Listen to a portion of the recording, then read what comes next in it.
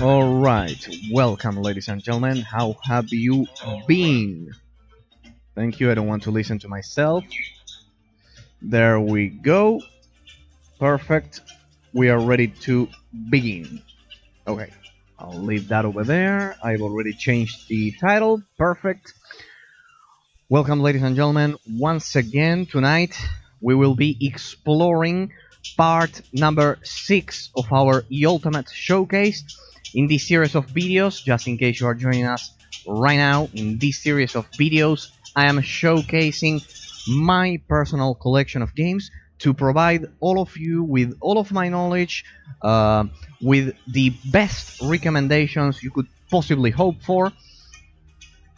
And well, here you have over 10 years of game collecting, pretty much condensed, and all of the knowledge is at your disposal. That's the idea, to expand everyone's horizons regarding the gaming industry, to give those beleaguered genres their rightful spotlight, because honestly, some of them certainly deserve much more praise. That was the case of the space simulation genre we covered last time. So, and many others. For example, we also covered classic RPG games such as Baldur's Gate, real-time strategy games, real-time tactics, all of the subgenres you could possibly imagine, with the best advice regarding their technical issues on PC. All of the games that I've showcased in this series of videos, I provide all of you with the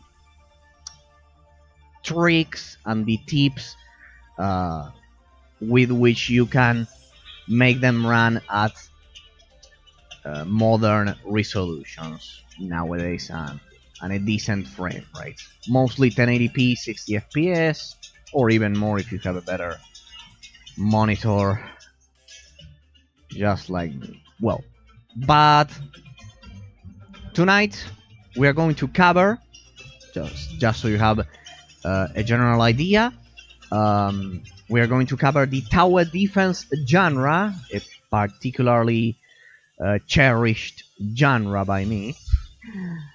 Then we'll cover the TCG genre, trading card game genre, this incredible subgenre of the strategy genre. Bear in mind, there will be no online games. There are no online only games in my collection, because I do not support the sacrilege that these companies are doing to the gaming industry, releasing games, you know, as a service. That's horrible. That's absolutely awful. They shouldn't be doing that. That's it. That's plain and simple. That's prostitution.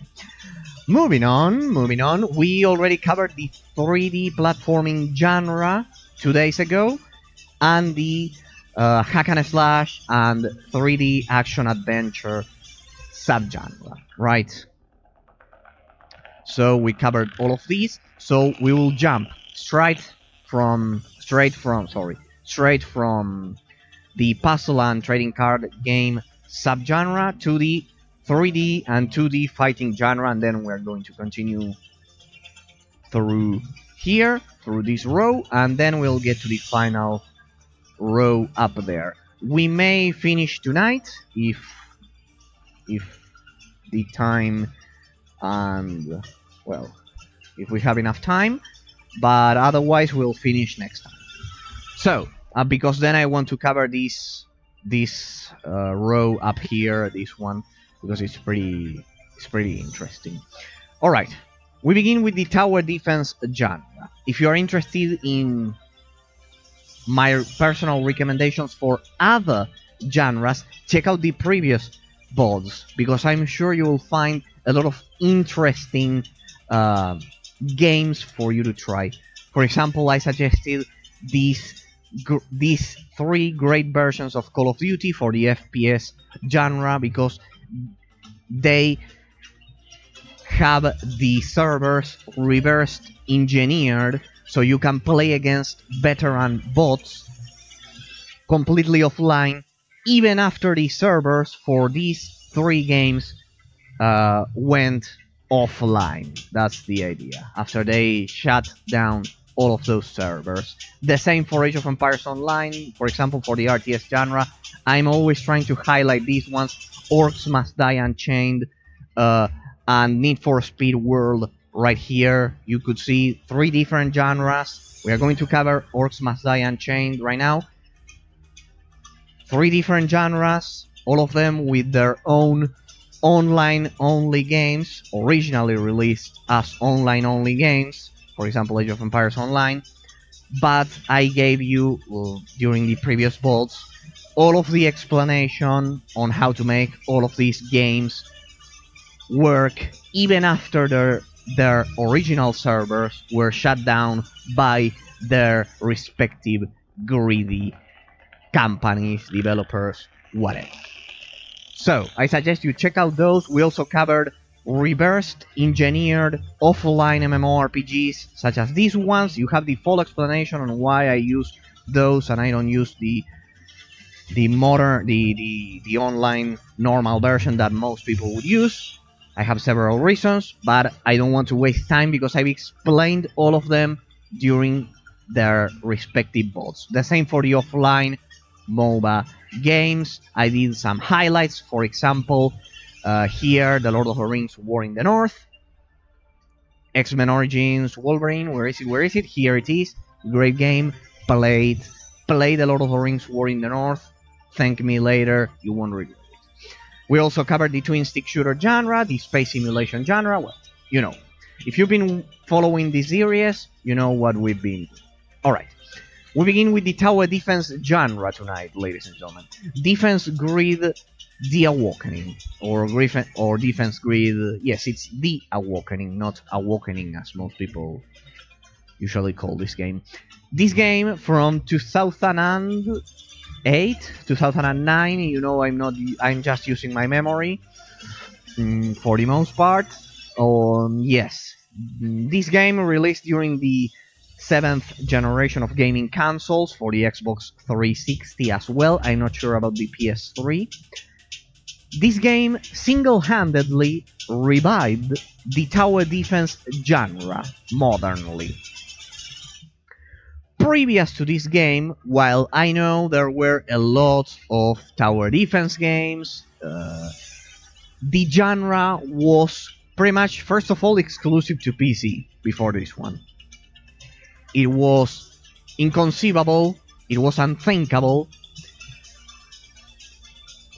picturing a tower defense game released on a console before Defense Grid The Awakening. It was a common misconception, thinking that these games should only be played with a mouse and keyboard, and while I agree it's the best way to play most of them, I do agree, it's true that Defense Grid The Awakening revived the genre, as I've said, single-handedly, on its own, without any kind of help. This is pretty much the first famous tower defense from the 7th generation. It's the best one ever released during that generation, and it's pretty much the one which we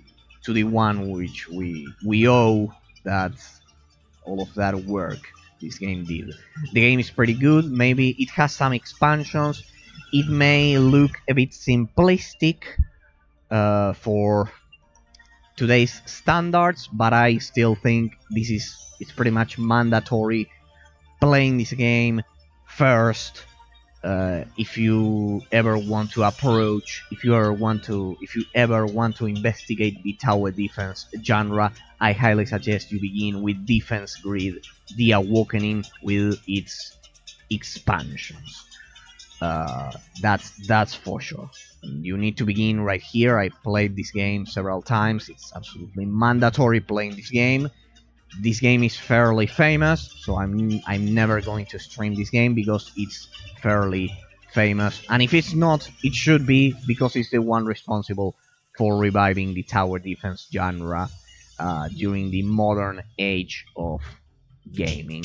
Let's say 7th generation and then the 8th generation. The tower defense genre wouldn't be as popular as it is now without this game. Defense Grid 2, pretty much the same. Absolutely mandatory. It's absolutely mandatory to play these two. I suggest you, if you want to discover the tower defense genre, I suggest you play these two games. But before we proceed,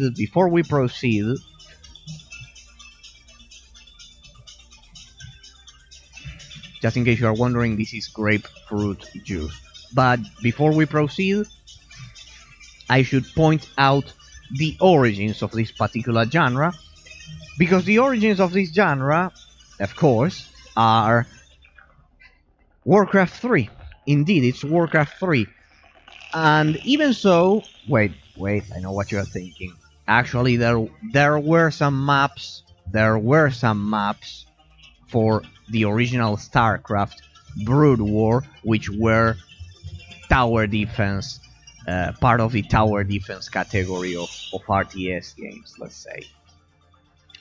A very primitive era, but yes, there were some original StarCraft Brood War tower defense maps. But we all agree that the level in Warcraft 3 Frozen Throne, there's a level in which you have to kind of like save the population from an impending doom, from the invasion of, I don't know if it was the undead or something like that, but yeah, pretty much that level in Warcraft 3 Frozen Throne inspired the community to kind of like inherit what they had learned from StarCraft Brood War, and then they created, as we all know, first of all, the MOBA genre, the Massive Online Battle Arena genre.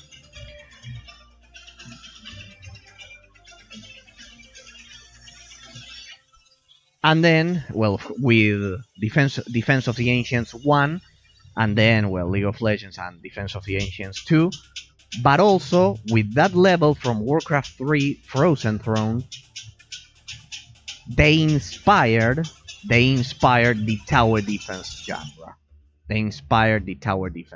genre. So a lot of the levels in Warcraft 3 inspired. Sorry, I think I got it wrong. No, the level I'm referring to inspired the tower defense genre, and of course the mod, the Defense of the Ancients 1 mod, inspired the MOBA genre.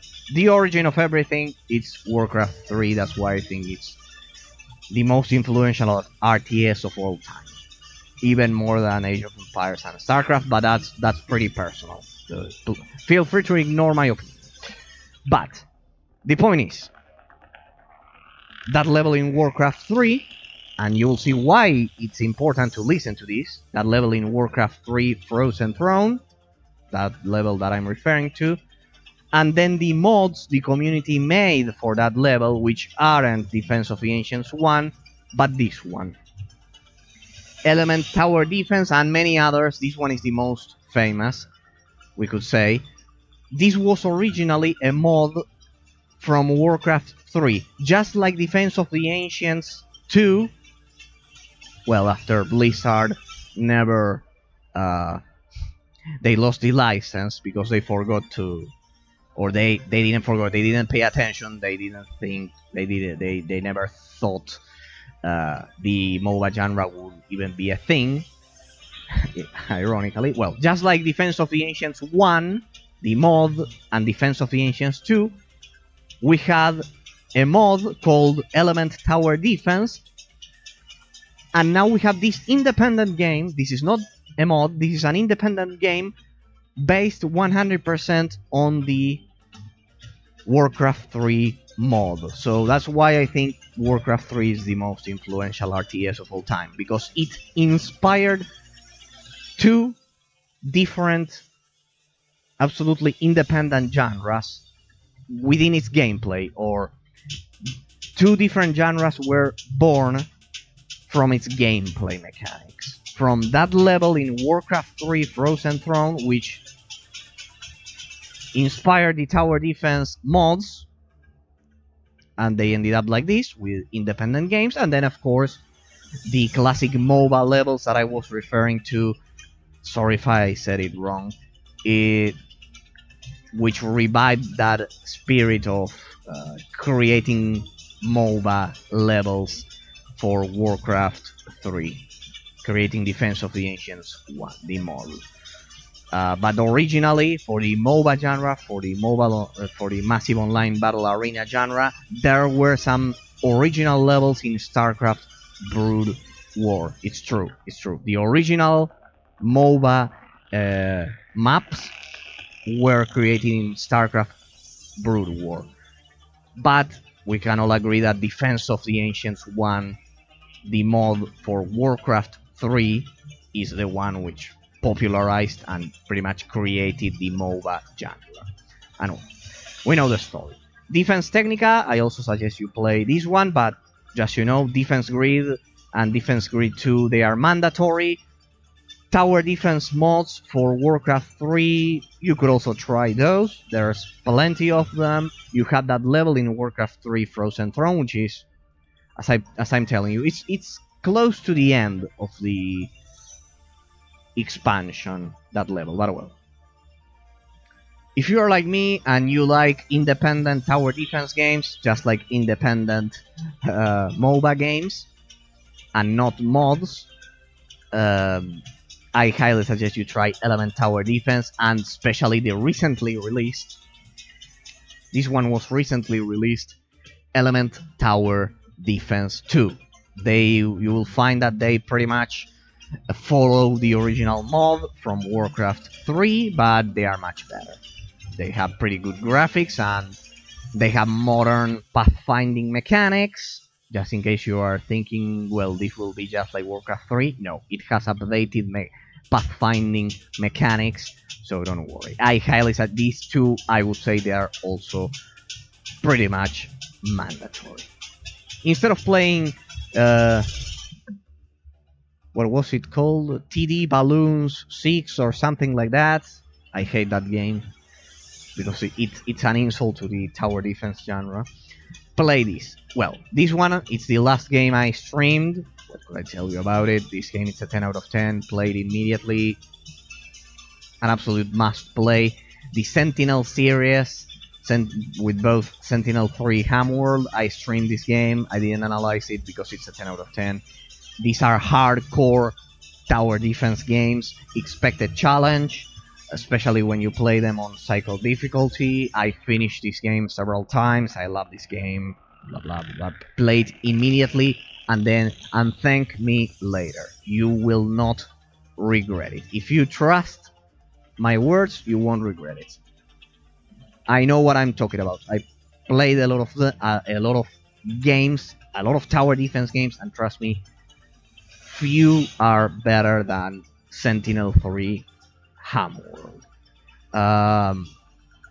It has two different campaigns. I only showcased the first one, but it has two long campaigns. Well, not that long, 35 levels. But then you have endless mode and classic mode, and it's extremely cheap on Steam. This game was originally a mobile game, but please, I'm telling you the truth because I'm absolutely objective regarding my analysis. But please, just as I told you about a lot of other cases, do not underestimate this game just because it was originally a mobile game. As I explained during the analysis, this game was released for the original iPhone back when mobile games were a totally different thing. Please trust me, and please give Sentinel 3 Hamworld from Origin 8, that's the name of the developer, a chance. We cannot play the first one, we cannot play the second one, because they were never released outside of the first iPhone. But this version is the best version. Ignore the Steam reviews, I don't know what's going on with them. I could play the game without any kind of issue. They've updated this game. It's perfectly fine. It has both campaigns. It's absolutely great. It's a challenge. It has gorgeous 2D visuals. You won't regret it. Please, please. Trust me, and then if you want, thank me later, but get Sentinel 3 Homeworld and you won't regret it if you're a fan of the tower defense genre. Sentinel 4 Dark Star isn't as good as the third one, as the third entry, but I also highly suggest it. It's even more updated than this one, the gameplay mechanics. It's true that this one is a bit more hardcore, but this one is also a challenge. Highly recommended, both of them. I think that if Origin 8 would release a fifth entry of the Sentinel series, they would be extremely successful. But well, they probably don't have the budget anymore. Whatever. So sad, so sad. So many genres destroyed by ignorance. At the end of the day, it's ignorance.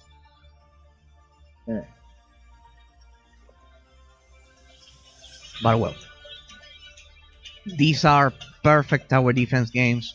I highly encourage and suggest you try them, and you won't regret it. Ignore the Steam reviews for this one. It's been updated. It's perfectly fine.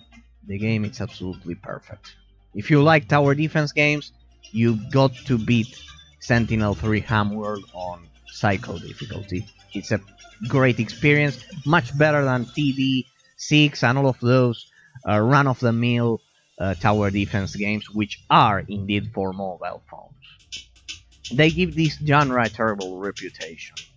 But trust me, back in the day, those iPhone games, and this port is an absolute miracle because, as I've told you, Sentinel 1 and 2, I missed those two games. I was never able to play them, and I'm sad because of that. But well, we have the third one and the fourth entry. The third and the fourth entry. Plants vs Zombies. I don't think this one is as good as most people think it is. For me, it's a standard tower defense game. Pretty much this one is a great entry for people who don't like a hardcore experience of the tower defense genre. So I suggest you begin with Defense Grid The Awakening, with Element Tower Defense, but above all, Sentinel 3 Homeworld. I highly suggest you begin with Sentinel 3 Homeworld. If you want something easier, if you want something much more casual, you could try Plants vs Zombies. I think this is a run-of-the-mill tower defense game, and because of the fame it has, people never get to learn about the other ones, which are much better. Technically, and regarding the gameplay mechanics and everything, they are much better. Trust me. If you want to experience the tower defense genre, play the games that I'm mentioning and you won't regret it. Alright. Think that I'm putting my reputation on the line. If they are terrible games, you'll think that I'm stupid. Think about that. Think about that. That's not the idea of my channel, so I'm being honest. Try those 3 franchises and you will discover something beautiful. If you like the tower defense genre, that is, of course. Total War Battles Shogun. Most people don't know about this great game developed by Creative Assembly. Yes, it's been created by the British team responsible for the Total War series. This is a spin-off. It's not one of those online-only spin-offs they did for mobile phones. Well, this game is on mobiles, but it's perfectly playable on PC. This game, it's what we technically call an inverted tower defense game. Now, the next franchise I'm going to showcase will also maybe clarify this term, but this is the objective and technical term for these games. But we begin with Total War Battles Shogun. This is an inverted tower defense. What does that mean? That you not only have to defend your base, but also destroy the opponent's base. I bet you must have played a game with these gameplay mechanics that I mentioned. But yes, it's pretty. This is based upon feudal Japan. Yes, and I finished this game, of course, and it's pretty good. It has a pretty minimalistic plot, pretty simple plot. Nothing epic, but it's pretty well written, and the gameplay mechanics are pretty well executed. You kind of like use hexagons in which you produce different troops. You have to harvest resources, and it's kind of like a tag of war, right? It is, if you want a tag of war, imagine that. Well, you have this. I'm going to showcase this one because most people ignore this game, and it's a great idea. This game is not. It's not. You can also play. Well, if you want to get the mobile version, you can play this game kind of like with each person playing with. Yeah, it's difficult to explain. Playing locally on the same screen, just like the Nintendo Switch with Mario Kart. Playing locally on the same screen. Well, this is the same with your phone. Yes, you can do that. But no, I love having the PC version. Playing on my own because you can also play skirmish mode. It's pretty well done. And yes, if you are looking for a good inverted tower defense game, I highly suggest Total War Battles Shogun. I'll be showcasing this game on the channel. Alright, we begin with probably the most famous franchise of inverted tower defense games, the Anomaly series. And the first one, also released on PC, is Anomaly Defenders. These are pretty much mandatory. You need to play these games. As I've said, I suggest you play Total War Battles Shogun first, and then if you like this game, I suggest you try this iconic franchise of the inverted tower defense genre. It's a still tower defense, but with inverted mechanics. Anomaly Defenders, Anomaly Warzone Earth, Anomaly Korea, and Anomaly 2. This one is much more modern, the second entry. I think these are all pretty much mandatory. You have to play those 4 games. Most of the tower defense games have a lot of replayability, but the main campaign is usually short, so you can play all of them easily without spending much time. Well, maybe if you play on psycho difficulty like I do, well, that will be a problem. But well, you know what to do. You can choose the highest or the lowest. I always suggest you play all games on the highest difficulty. Even if it takes a lot of time to complete them, it's a much better feeling finishing a game on the hardest difficulty.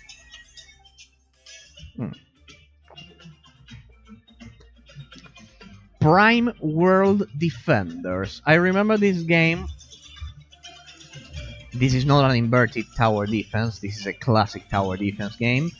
So you don't have to counterattack. We are back to the classic idea of a tower defense game, just defending, just like all of these games. This one is also good defense technique, but I downloaded it recently, so I don't know it. I don't know a lot about it. But I saw a lot of gameplays, and it wasn't a bad looking game. Prime World Defenders. This one, it was released back in 2012, I believe. It's also a mobile game. All of these are mobile games.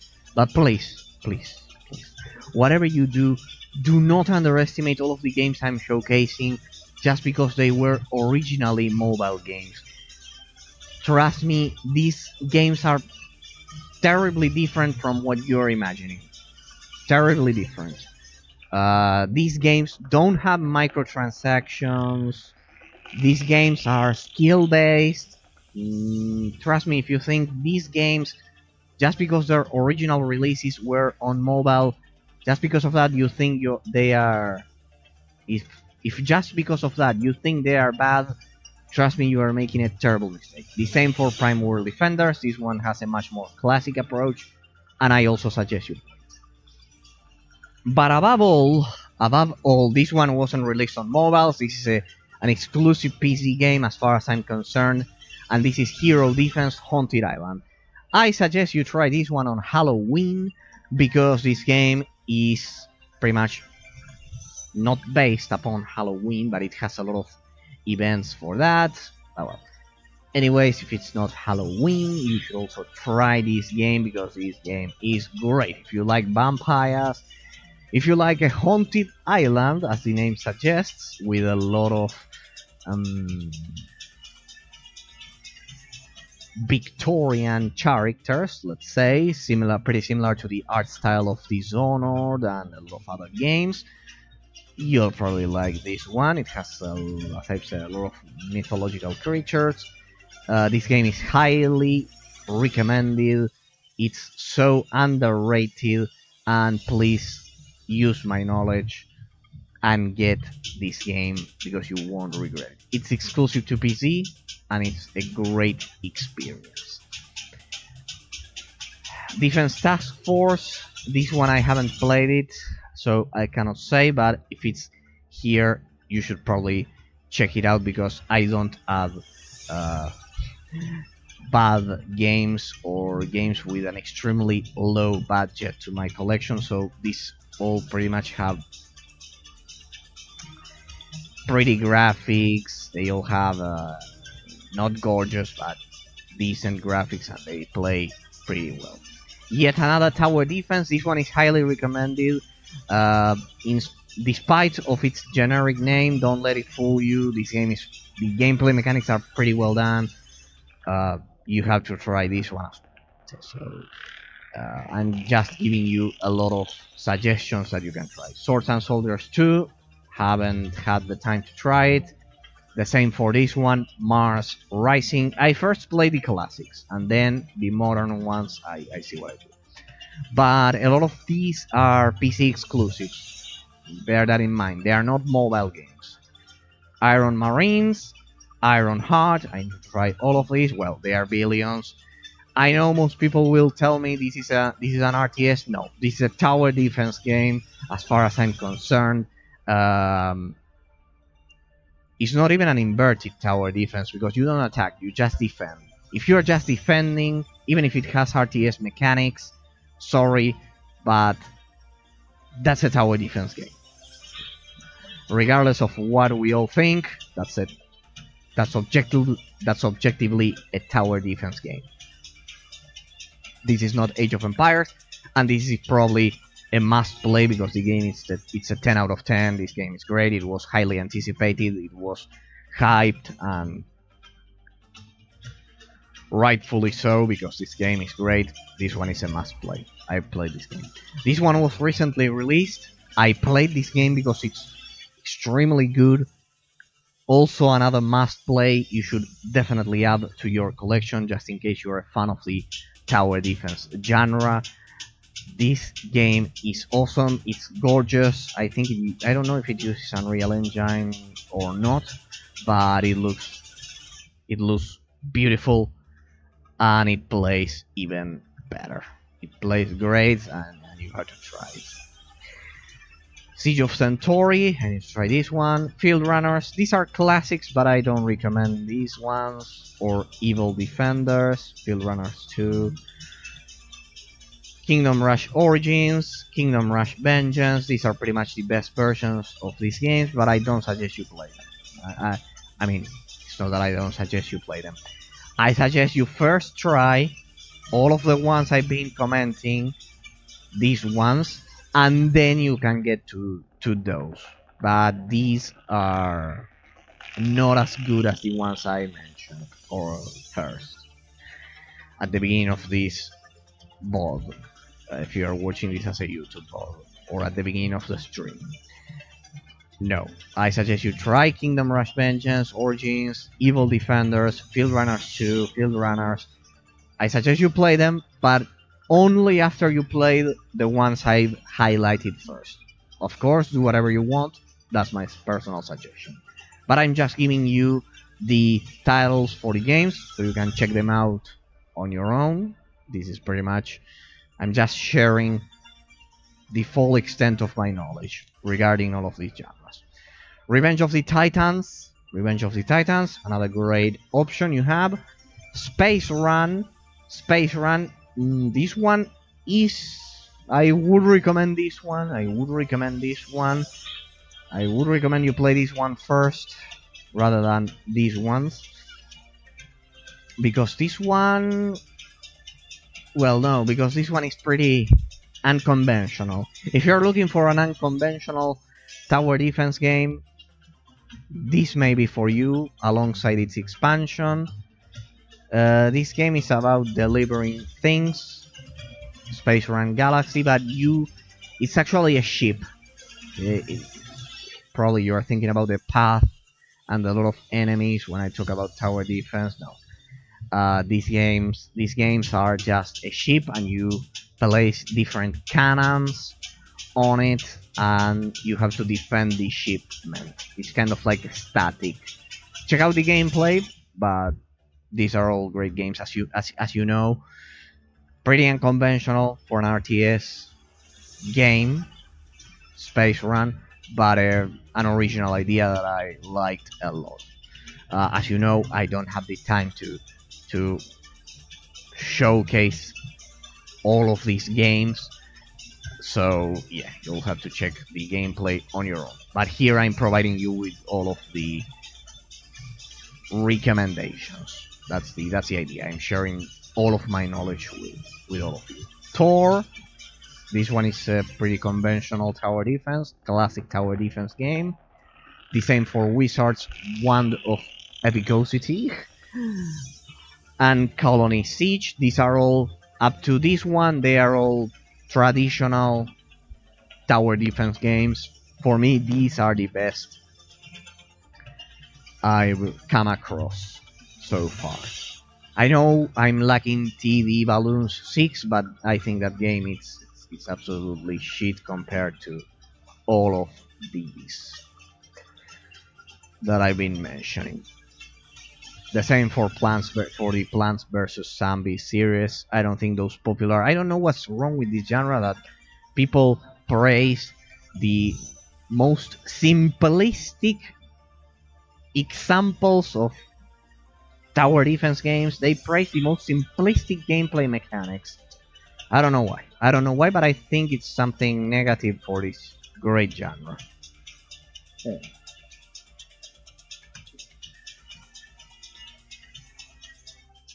Alright, having covered the tower defense sub-section or sub-genre, call it whatever you want,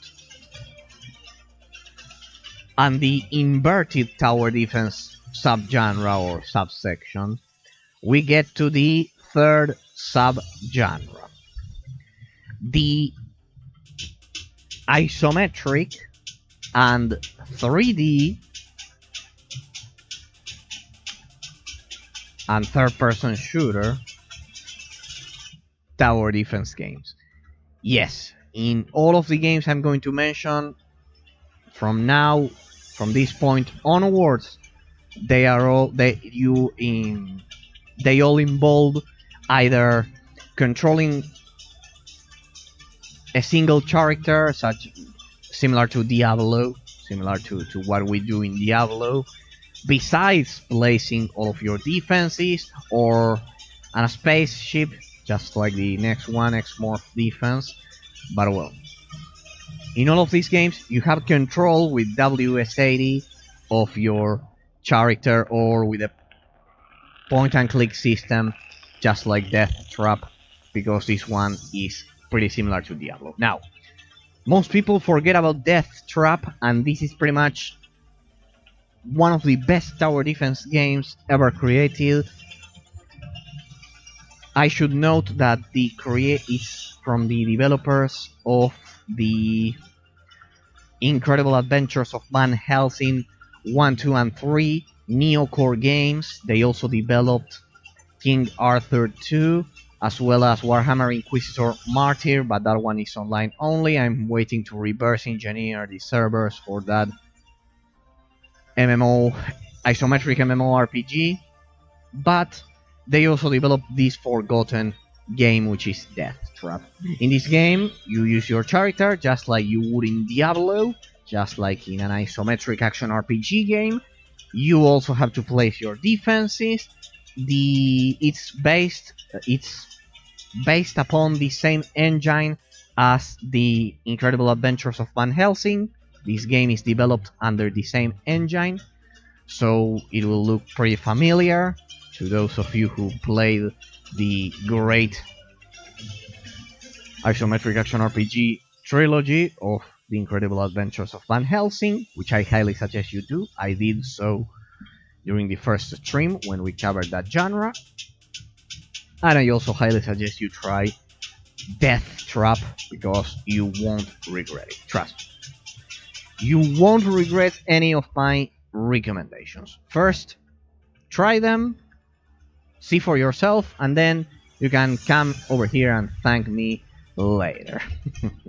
No, actually, the idea here is to share knowledge so people learn about the different genres, about all of these games which are sadly overshadowed by, I don't know, Call of Duty, Battlefield, those games, those huge AAA games which simply get all of the attention, and these games are all perfectly developed.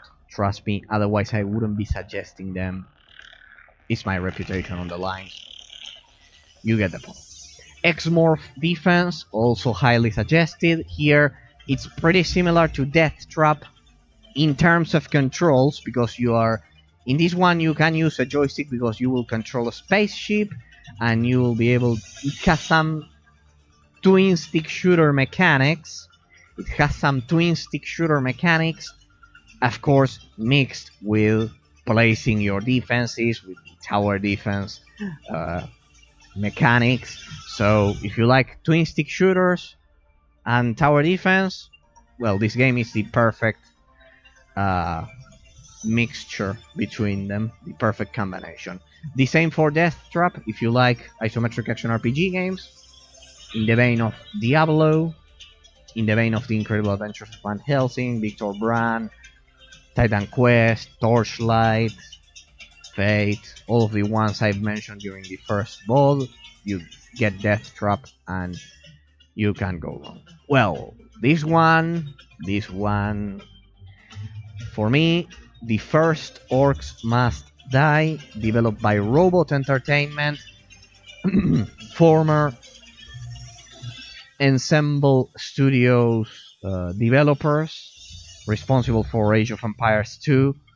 Yes, they formed the Robot Entertainment Studios, and besides releasing Age of Empires Online, also under the seal of Robot Entertainment, remember, you can play this one offline. Check out my first VOD and you'll have the answer on how to do so. That one is perfectly playable offline right now, even after the servers were shut down. Great game, extremely underrated. That's why I think Robot Entertainment has a lot of talent. They are one of my favorite developers, alongside THQ, alongside all of the RTS developers, of course, all of the RTS developers, GSC Game World, as I've said, Liquid Entertainment, Mad Dog Software, all of them. Gas-powered games, they were all legends in my book. Right, this game, Orcs Must Die, it's absolutely... even if you don't like the... Look, listen to this. Even if you don't like the tower defense genre, play this game. Even if you don't like it, because you will like it after you play this game. Why, you must be wondering, or yes, or asking me. Why do you say that? Because if you like third-person shooters, such as Gears of War, even if you like that sacrilege, that prostitution called Fortnite,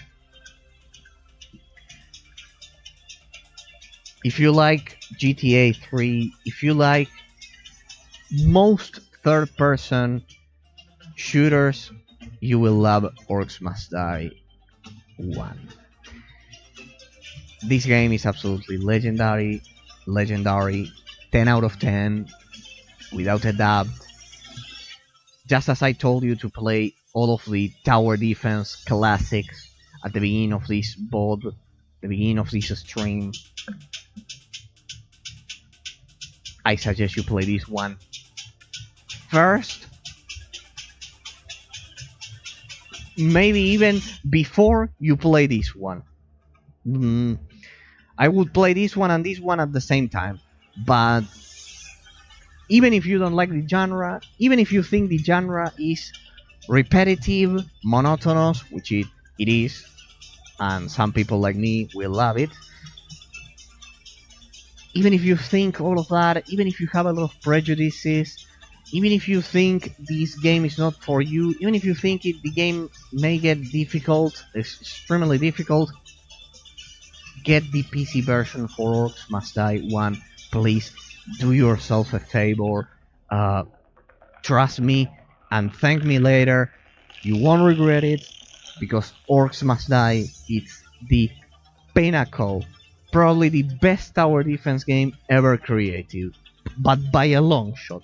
Yes, better than the stupid balloons series, the stupid tower defense balloon series, even better than Sentinel 3, even better than Defense Grid The Awakening. For me, Orcs Must Die is personally the king of the tower defense genre, but without a shadow of doubt. Without a doubt, for me it's clearly the king of the RTS genre. Undisputed. Not by a short margin, no. By a pretty long margin. Orcs Must Die 1 is perfection. It's absolute perfection. From the plot to the gameplay mechanics to how smooth the PC version is, to the humor the game has, to the gameplay mechanics it has. Get it with the updates and the expansion, you get 5 more levels. But please, play this game immediately. Drop any game you're playing and play this game immediately, and you won't be able to stop playing after you tried Orcs Must Die. But you need to try the first Orcs Must Die, and you will understand why I'm so passionate about this game. Do so and thank me later if you don't know this series. The second one is, I don't think it's better than the first one, just like I don't think God of War 2 is not better. It isn't better than the first one. But yes, this one expands upon all of the mechanics of the first one, and it has and you can play as with a second character, which adds a lot of gameplay possibilities. You get to play different defensive styles to defend your base. These ones are all the best games this genre has to offer. And now we get to this one is even more epic than the first one, but I still think the first one is better overall. But well, pretty well done. You have endless replayability and endless possibilities with these games. You won't regret it. Get them all. Orcs Must Die Unchained. Well, we get to the case I was referring to so much during previous VODs.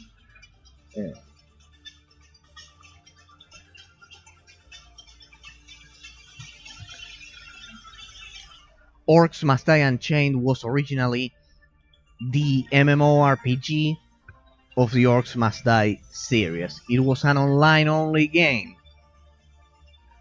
And just like 80% of online-only games, even 90%, this game is dead. The official servers are dead. They were shut down. Just like with Need for Speed World, just like with Age of Empires Online, just like some of these MMORPG games. But with MMORPG games I have another argument, which is that they nerf your character and they pull a lot of stupid updates. For example, I remember being so pissed back in 2008 that they removed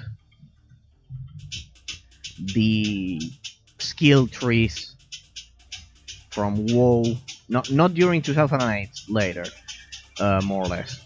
And then Star Wars: The Old Republic, one of my 3 favorite games of all time, which are Knights of the Old Republic 1, 2, and Star Wars: The Old Republic. They also removed the skill trees. They used the stupid choice system, the same as World of Warcraft. They copied exactly what happened with World of Warcraft, and I was so pissed, you have no idea. Well, the point is, all of the online-only games, it's such a shame that there's an 80 and 90% probability that they will be shut down. Plain and simple. They will be shut down, and you'll have nothing after the servers are shut down. That should be forbidden. That should be illegal. It's an absolute sacrilege, a desecration of sacred gaming lands. Well, I made that up, but well. It's an absolute prostitution. And well, then the community heroically, thankfully, you have a mod, you can get the files, and you can play Orcs Must Die Unchained even after the official servers were shut down. Yes, I highly suggest you do so. You can play Orcs Must Die Unchained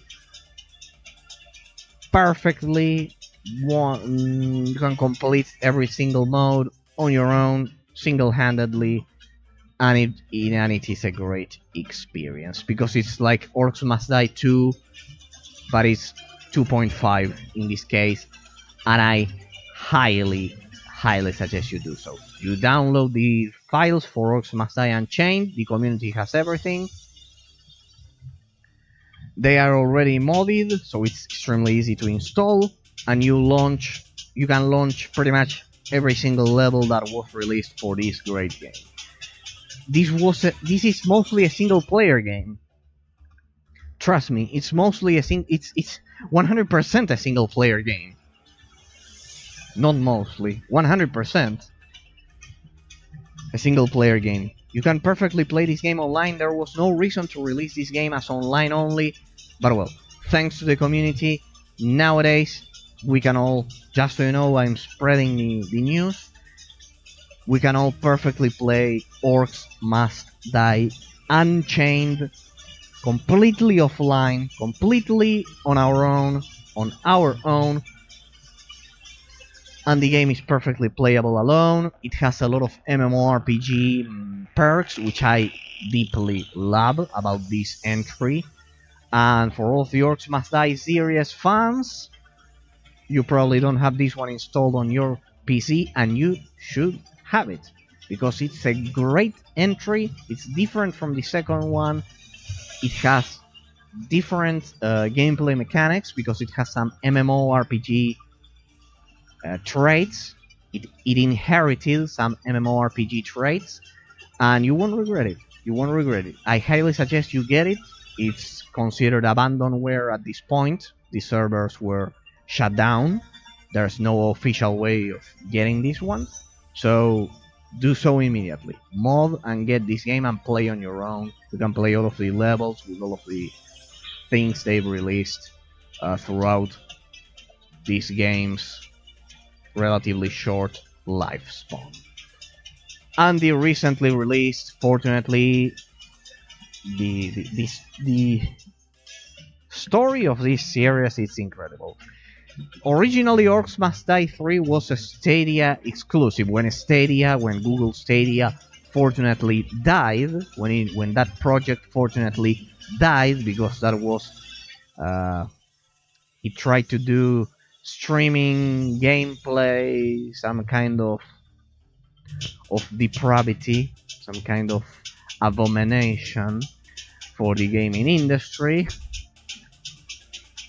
Fortunately, that depravity failed, and the game was ported to PC, to modern systems. It can be playable perfectly offline. The game has excellent gameplay mechanics. I streamed this game. It's pretty challenging. This one introduces a lot of enemy types. Well, no, the other ones also have enemy types, but in here it's much more important. It's much more important because there's much more enemy variety. It's a perfect game. I would award all of the Orcs Must Die games 10 out of 10, and I would crown them, especially the first one, as the kings of the tower defense genre in general. No, not a single game comes even close to them in this genre.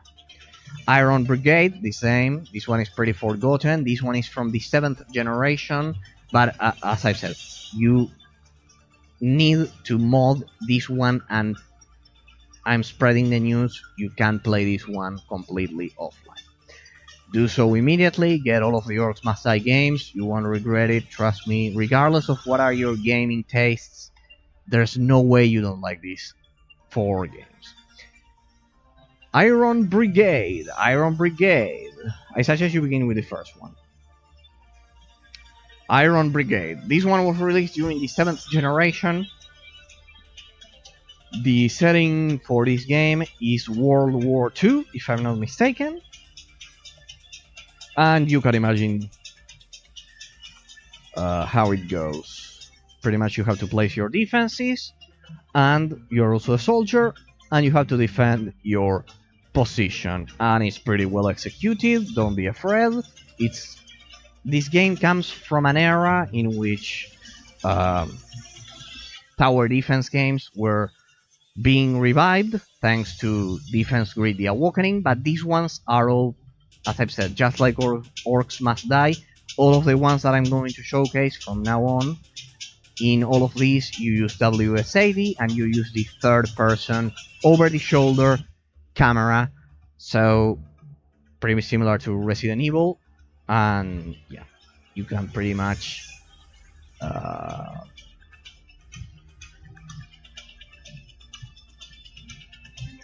also fight on the ground alongside your defenses. That's the perfect description. Dungeon Defenders. This game is extremely praised.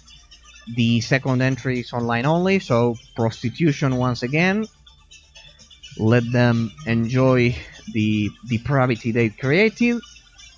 I'm not the one who's going to support online gameplay, no, so I have the first one. Great game, it's a cult classic, played immediately. If there's one game which comes close to Orcs Must Die, it's this one. It's similar. In some cases, it uses cel-shaded graphics similar to Borderlands, if I'm not mistaken, if my memory serves me right. It's also from that era, and I also think this one is mandatory, just like Orcs Must Die. Recently, they redeemed themselves once again, just like the Orcs Must Die franchise and also the Torchlight franchise. They dropped the games as a service model.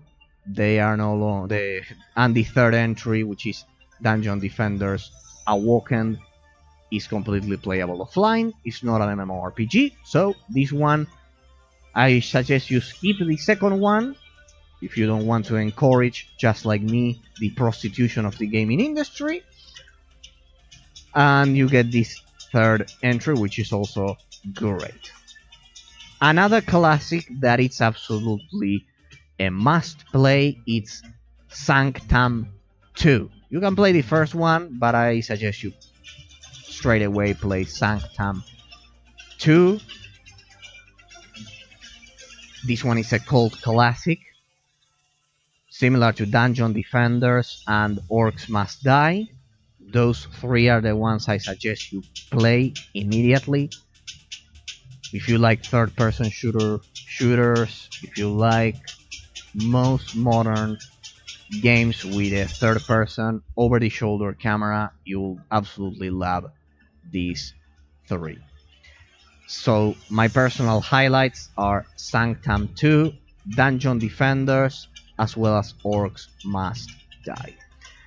But we also have Toy Soldiers. This is the HD version, recently released on PC, and I'm glad this is a remastered version. So, as I've said, don't be afraid, because you can perfectly play this one. You won't regret it. It's a great classic that has been recently revived. I'm glad they revived this game because it's extremely forgotten, and I would classify this one as an underrated gem rather than a cult classic. This one is an underrated gem that most people usually ignore, and it's a great game. Similar to, we could say it has some similarities with Iron Brigade, but I would say Toy Soldiers is even better. Not to say Iron Brigade isn't good, it's a great game. It's a great 3D tower defense, but definitely check out Toy Soldiers. But above all, as I've said, you have to play Sanctum 2, the first Dungeon Defenders, and well, the Orcs Must Die series, pretty much mandatory. I also suggest Death Trap and Exmorph defense. Fortified, do you like Destroy All Humans? Do you like XCOM, the Bureau, Declassified? Well, if you like those two franchises, you'll probably like Fortified because, as you can see, it's pretty similar. Classic, aliens from the 60s, from the 70s, you get the point. But in this case, it's a tower defense. In all of these, as I've told you, you use WSAD to control your character with a third-person over-the-shoulder camera, shooting things with your guns, and you also place defenses at the same time. So, if you like those 60s aesthetics, you'll probably love Fortified. It could also be considered challenging at some points. And yes, while it's not a cult classic, I also think it's another underrated game. Hell Warders, this one was relatively recently released, so I cannot say much, but I remember the gameplay images I saw were good. The same for Rack Exovers. This one was so similar to Borderlands that this one is in third person, I think. It's pretty much Borderlands with tower defense mechanics. Pretty straightforward. But yes, I also suggest, especially this last one, Rack Exovers, you try it. Yeah. So pretty much I think you are covered, ladies and gentlemen. You have everything. From the origins, with the Warcraft 3 level, you have Element Tower Defense to cover those needs. You have Sentinel 3, everything. Defense Grid, the Awakening. I've commented all of my highlights. Of course, also there are billions, but this one is pretty famous, so it doesn't need an introduction. The Rift Breaker, it's also a great example of tower defense done right. Death Trap, you should definitely get Death Trap, Exmorph defense. I cannot encourage you enough to play the Orcs Must Die series. Go play all of these series right now. It should be your top priority. If you haven't played the Orcs Must Die series, play any of them. They are great. The first one, it could be a bit rough for beginners, but if you want to have a challenge, I also suggest it. I like the impacts of the projectiles much more on the first one, so for me that one is the golden standard. Dungeon Defenders, the first one, and Sanctum 2. Those are kind of like the top tower defense games in my book, that I consider the best ones. Toy Soldiers, as well, that one is a bit, as I've said, rather than a cult classic, an underrated gem.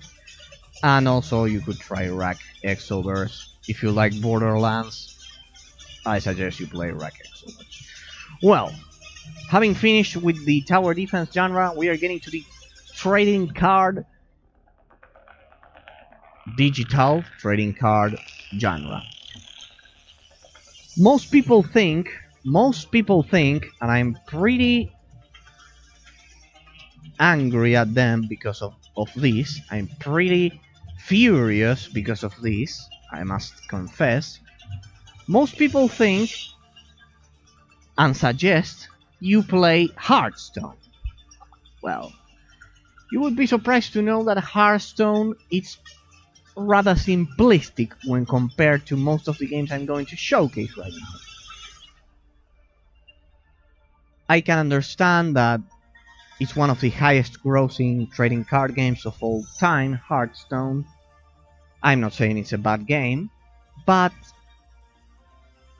if you like trading card games as much as I do, I have a lot of Yu-Gi-Oh cards. I have a lot of original Pokemon cards from the 90s. I have my collection.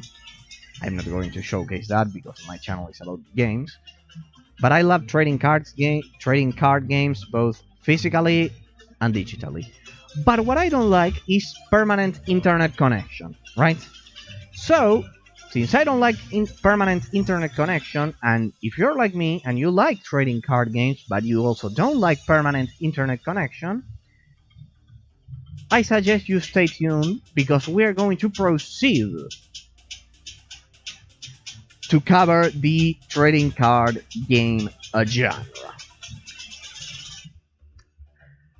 Beginning with the game, yes, I showcased this game. Beginning with a game developed by Nintendo and released on PC. I consider this game the jewel of the crown, one of the jewels of the crown of my collection. Why? Because most people don't even know this game ever existed. This is Pokemon Played.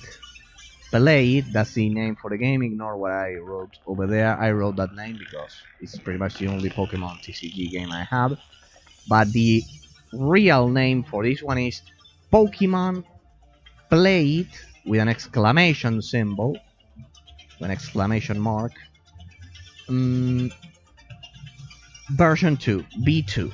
That's how you should try to Google and get this game.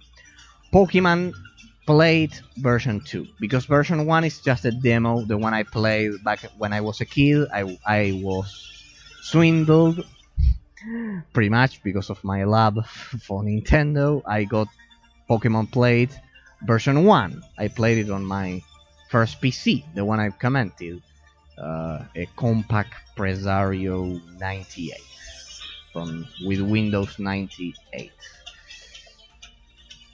So, after a lot of years, I discovered the complete version was version 2, so get version 2, Pokemon Played version 2. Yes, the game was developed and published by Nintendo on PC, so you can imagine the quality for this game is pretty high and pretty well done.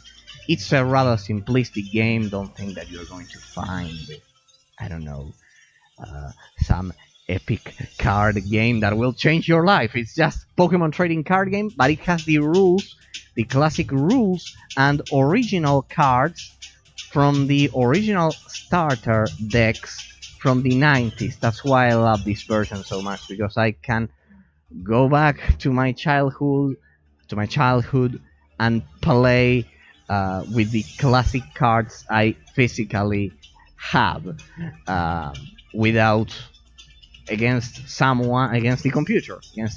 The artificial intelligence isn't that good. It's a girl called Julie, and well, even though the graphics for the game are pretty comfortable, and I was able to. Yes, this game is only playable at 800 by 600, but well, I can play it full screen. Sometimes the game crashes. I don't know why. Previously it didn't crash, but well, as you can see, it's a pretty unstable release, but well, maybe after you play one match, the second one it will crash, something like that.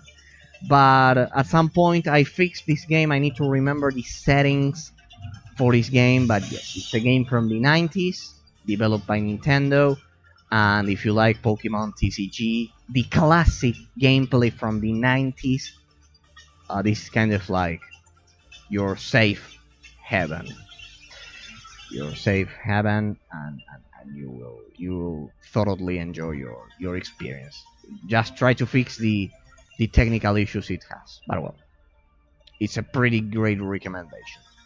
Get this game. It's under 1 gigabyte, so get it in. It's exclusive to PC, completely offline. Maybe you can. I suggest you get this game, because by now this game is a portable version. Place it in your laptop, and for example, when you go abroad, kind of like on holidays or something like that. When you go on holidays, well, this is a great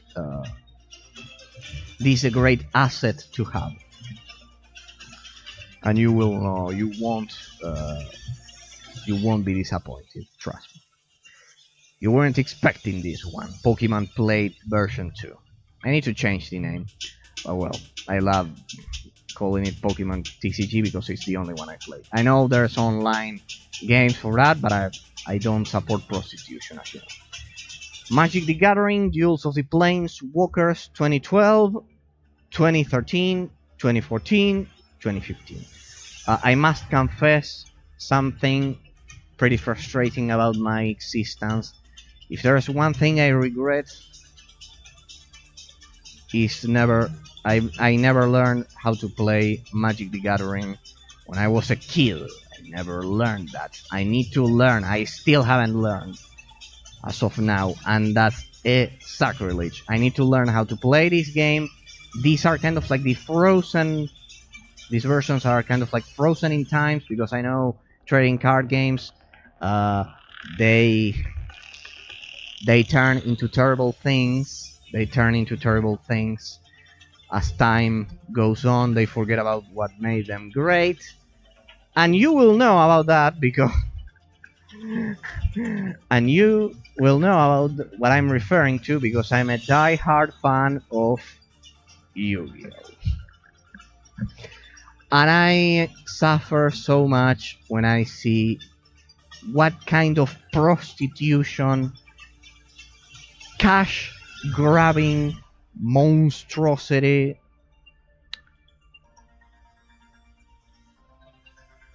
what kind of degeneration of humanity modern Yu-Gi-Oh! Gameplay, both physical or digital, I don't care, has turned into.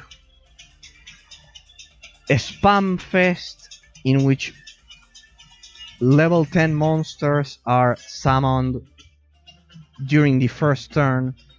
We've got 30-minute turns, each turn lasting for 10 minutes, 20 minutes, 30 minutes. And if you go second, you're pretty much screwed. Pretty much.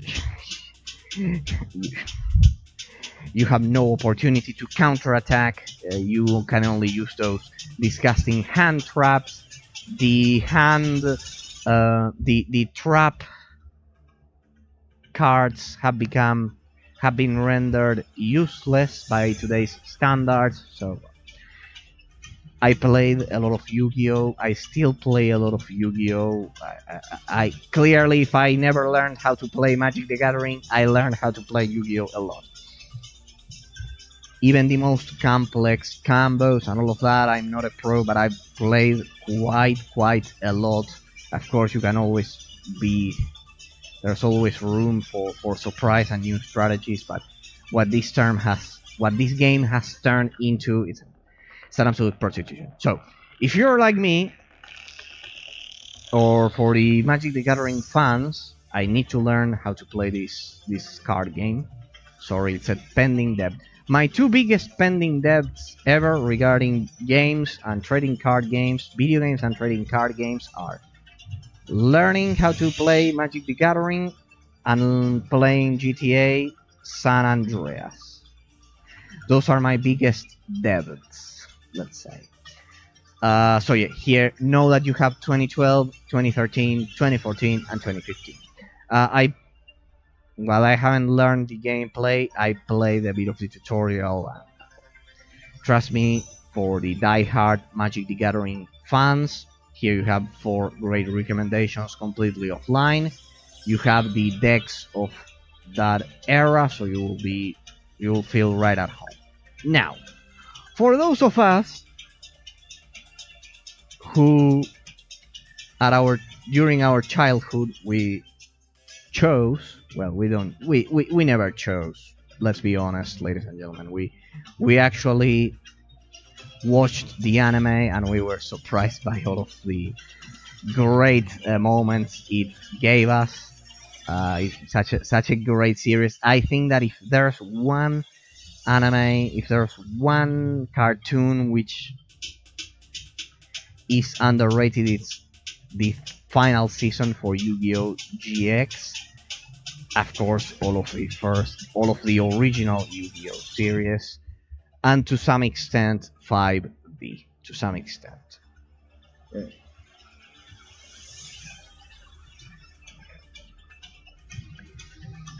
But regardless of what I think about the game, of the physical game and all, here we have the original Yu-Gi-Oh! Power of Chaos, the Destiny, Kaiba the Revenge, and Joy the Passion.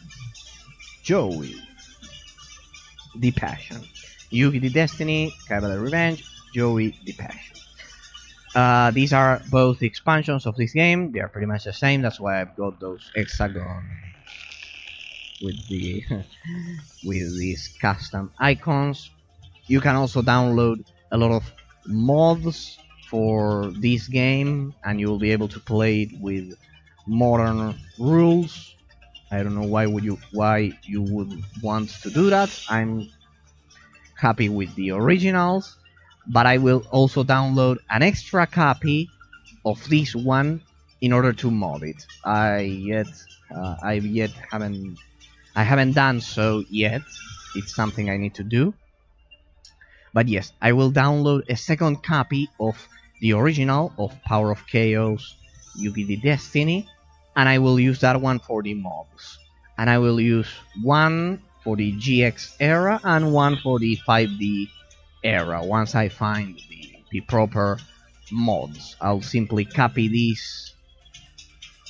I'll simply duplicate this copy and I will mod it. But these are the 3 originals. They all have different cards, and well, they are classic Yu-Gi-Oh! Kind of like frozen in time from the 90s. No, sorry, not from the 90s, from the early 2000s.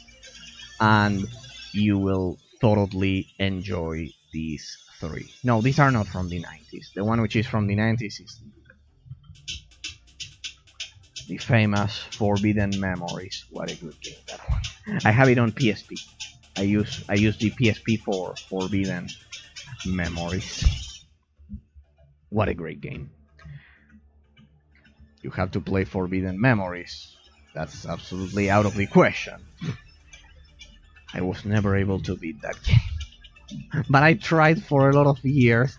I tried and tried and tried for a lot of years, and now I'm going to do so on the PSP eventually. Also, the Tag Force series on the PSP, and well, I can also suggest you get the World Duel Carnival on the 3DS. That one is the most updated. That game has a pretty excellent balance between updated gameplay and classic Yu-Gi-Oh gameplay. You can use old decks and they will be effective, and you can use fairly ancient decks and they will be effective, and you can also use, let's say, relatively modern decks and they will also be effective. And it's pretty. I don't agree with most people who say World Duel Carnival on the 3DS was a bad game. For me, it was not only a good game, but a great Yu-Gi-Oh game. I also suggest you don't forget that besides having Tag Force 1, 2, 3, 4, and 5 on the PSP, remember the 6th entry, Tag Force 6, as well as Tag Force Special. While the voices are Japanese only, they are translated to English with the community patches. So download the community patch for Yu-Gi-Oh! Tag Force Special on the PSP, Yu-Gi-Oh! Tag Force 6, and I don't know if Tag Force 5 will. I cannot remember. Yes, I think that one was also patched by the community. Well, get those three, get all of the Tag Force series, pretty much the best Yu-Gi-Oh! games ever created on the PSP. Don't underestimate and get World Duel Carnival on the 3DS, and also Psycho Battle with the English patch also for the 3DS. That one is not as good, but if you're a fan of the series, get them. And regarding the Nintendo DS, you can also try, I highly suggest you try Nightmare Troubadour, Spirit Color, as well as I can't remember if it was over the Nexus. I think it was over the Nexus. Well, because be careful, because the Yu-Gi-Oh games for the DS, they are different. Some of them have the plot and they are pretty epic, just like the three I mentioned. Over the Nexus for 5D, Spirit Color for GX, and Nightmare Troubadour for the original Yu-Gi-Oh! They are pretty well done. I think the DS games, those three DS games, coupled with World Duel Carnival on the 3DS, as well as the Tag Force series, of course, they are the best. They are the best Yu-Gi-Oh! Games ever created. That era, without a doubt. But then you also have on the Wii. Two games which are Willy Breakers and some other. They are not that good, but you can try them. On the Xbox 360, you also have Millennium Duels and one more, which was exclusive to the Xbox 360. Decade Duels Plus. Careful, download the update for that one, because the update is kind of like half of the game, just like Gran Turismo 5 and 6. But yes, Decade Duels on the Xbox 360, you have Decade Duels and Millennium Duels. PS3, you just have Millennium Duels. But yeah, get Decade Duels Plus on the Xbox 360. But well, as you can see, I think I've proven I'm a hardcore Yu-Gi-Oh fan by now. Well, I have my decks. Maybe someday I can show them to you. They are not good or competitive at all, because they are all mostly old. But I have one or two which could be a surprise. I never had. Consider that I live in a destitute country. Most of the cards aren't original. My Pokemon cards are original. Yes, 100%, and pretty important to me. But the Yu-Gi-Oh cards are not original in my case. I was a kid, I didn't know what was original or not original. I have no clue. Now that I have a clue, I buy original cards, but well, I don't have that much time to. It's not my primary hobby. It's not my primary hobby. Even though I play a lot, but digitally, with all of the games that I've mentioned. Don't underestimate the ones I mentioned on the Nintendo DS. Nightmare Troubadour. Even if you think the gameplay may be outdated, because it's classic Yu-Gi-Oh, you are completely wrong. Nightmare Troubadour, it's a perfectly balanced game based on the classic rule set. That game is the epitome and the perfect example Yu-Gi-Oh should have followed. Nightmare Troubadour on the Nintendo DS. I have a I highly regard that game as the pinnacle of classic Yu-Gi-Oh gameplay. Let's say pre-GX era. Well, ironically, because Konami is releasing as we speak, not as we speak, but some days ago, 2 great Yu-Gi-Oh games, but they are online only. So you know the equation, the mathematic operation we need to do. Online only equals prostitution equals no buy. So since they decided to prostitute what I think is the best trading card game of all time, both regarding gameplay mechanics, Yu-Gi-Oh is a shadow of what it was, and also regarding the video games, because they are online only. I can also suggest you try Duel of the Roses on the PS2, Dawn of the Duelist on the Xbox, on the original Xbox, and the one on the Nintendo GameCube that I always forget the name. But each one of them had their own original release. But well, I suggest Nightmare Troubadour above all. I have this version of Yu-Gi-Oh! Go Pro, which is completely offline, with and I play against an artificial intelligence which has a lot of custom decks. Here is where I mostly use these rather than as a game. I use this one like my personal, where I build most of the decks. I mostly build kind of like in theory most of my decks here, and then I use my physical cards I use this one for planification, and I also play. You can also play against the PC. This one has all of the updated cards. It's a modern version. This one is Koishi Pro. You can play against the artificial intelligence if you don't like playing against degenerates, because I think a lot of degenerates have invaded the sacred card game. So there you have it. You can play against. It's not good, the artificial intelligence. The artificial intelligence is pretty basic. It will make a lot of mistakes, so don't use it to play competitively, but just to create decks, it's a good.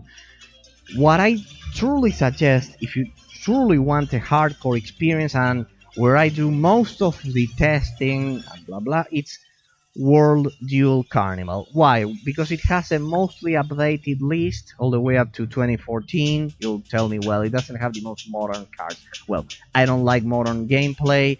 I kind of like said up until this point, I cannot stand this anymore, and I think 2014, 2015, it's the end. It's the real end of Yu-Gi-Oh. So for me, World Duel Carnival, it's a 10 out of 10 game. And besides, the artificial intelligence in that game is the best I've ever seen in any Yu-Gi-Oh game. It's better than Tag Force. It's better than Koishi Pro, the one you see here. It's better than the DS games. It's the best you will ever see. The one present in Yu-Gi-Oh! World Duel Carnival. for the Nintendo 3DS. It's the best artificial intelligence you'll see because it will know what cards you have. So you won't be able to play on the dual. If you played on dual champion difficulty, you won't be able to surprise the artificial intelligence because it will know what cards you are holding in your hand before you even play them. It doesn't know what you are going to draw, but it knows what cards you have in your hand. It will take into account in its calculations what kind of plays you can do. So the one I mostly use is World Duel Carnival here on the 3DS. And most people think that game is shit, and they are so ignorant. Sadly, they are so ignorant, and they are missing on the best artificial intelligence I've ever seen for Yu-Gi-Oh! The best. Trust me, if you have a 3DS and you like Yu-Gi-Oh!, boot up your 3DS immediately and get World Duel Carnival. It's the best artificial intelligence I've seen. The best. Alongside the ones released for the DS. Nightmare Troubadour, Spirit Caller, and Over the Nexus. But the best one is, and the most polished artificial intelligence for any Yu-Gi-Oh! Game, is World Duel Carnival. Even if the game itself is not as epic as Nightmare Troubadour, the ones on the DS, or the Tag Force series. The Tag Force series, it's also a great option. But I think the best artificial intelligence is the one I just commented, because it knows what you are going to do. The artificial intelligence perfectly is able to perfectly deduce what you are going to do. So you have to truly beat the artificial intelligence with the composition of your deck rather than with strategies. You also need a strong deck composition, and it requires you to be to play better. I highly encourage you try that one if you want to improve. Of course, not if you're playing competitively. We are talking about playing against the computer, not playing competitively. If you want to play competitively, this is a pay-to-win game by now. Get the best cards and do a one-turn kill and those stupid things they do nowadays that I don't care about. I'm talking about classic Yu-Gi-Oh! Gameplay. Duels of 20 turns, 30 turns, 50 turns even, in some cases. But yeah, in World Duel Carnival, if you create a good deck, if you go against a high-level opponent on dual champion difficulty, most duels will take more than 10 turns at least, and it's pretty good, and the effects are pretty well done, and it's a great game. Try World Duel Carnival, try the Tag Force series, and try Nightmare Troubadour, Spirit Caller GX, and Over the Nexus 5D on the Nintendo DS. Then we have this Prostitution they released recently. It's offline, so that's why I accepted this one. It's the Link Evolution, the latest version of the of the newest version they released. In this one you have kind of like 3 monster. You have Master Rules 3, which are the real rules. Master Rules 4 are a prostitution, so this one is Master Rules 4, I think. So you have only 3 spaces, 3 monster spaces, so prostitution. Play this one just if you're a die-hard Yu-Gi-Oh fan. Instead, play the ones that I'm telling ya, and you won't regret it. After that long rant, and explanation, and that burst of rage of my inner Yu-Gi-Oh fan, after that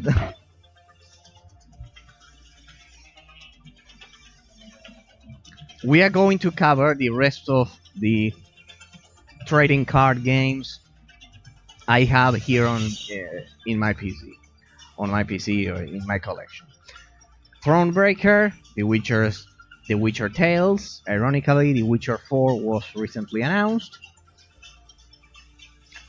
but this is based upon Gwent, the game I played Gwent on when I played the first The Witcher, and pretty much like Pazak in Star Wars Knights of the Old Republic, and Blackjack in Fable 2 had the best trading card games I've seen for the most part.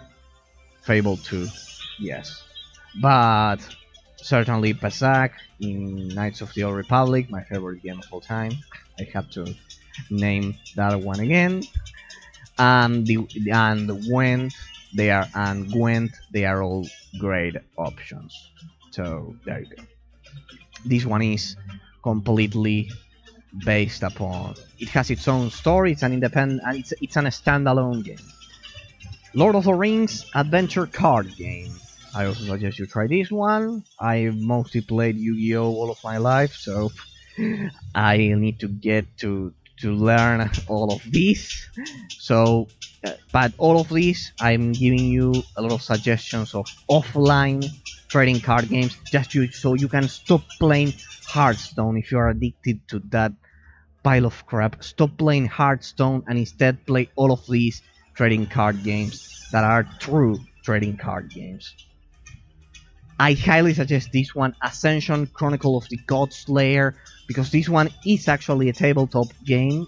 It's a trading card game, sorry, with physical releases, and it's fairly popular nowadays. If you don't know about it, this one is it's pretty much the same as the physical game.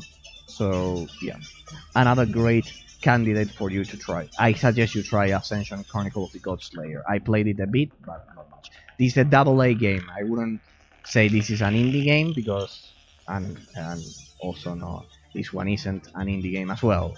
The same for Thronebreaker. It has the Lord of the Rings franchise behind it, so you get the point. This one is an indie game and it's pretty good. I haven't tried it a lot. I don't suggest you try Evolution unless you truly like trading card games. It's about animals, real animals. During their evolution, there's not much fighting, but it's a great option for kids, just in case you're interested. I like it personally. If you are an adult, you can also play it as well. Don't have a prejudice. It's just that it's not as good as the other ones. Over Dungeon as well. This one is pretty good. I played it a bit. This one and Monster Train are pretty well done. In these ones, I think you also control some monsters. I don't know. Cataclysm, Roguebook, pretty good. Roguebook, Monster Train, and Over Dungeon, I would say, are pretty good. And yes, I see how many options you have. These are all better than Hearthstone. Stop playing Hearthstone and try these ones, and you won't regret it. They are all playable perfectly offline. You won't have any kind of issue, and you will learn to appreciate offline gameplay. So, moving on, here we have puzzle games. Tetris Effect, mandatory. This game is awesome. Pretty much the definitive version of Tetris. Just when we thought Tetris was finished. Just when we thought we had seen everything about this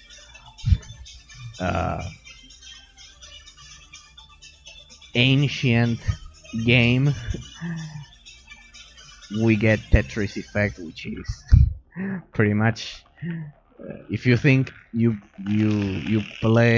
already know how to play Tetris and everything, play this game because it's the definitive version of Tetris. I would also say Puyo Puyo Tetris. It's a close yeah, it's a close runner-up to Tetris Effect, but this one also combines Puyo Puyo, a classic game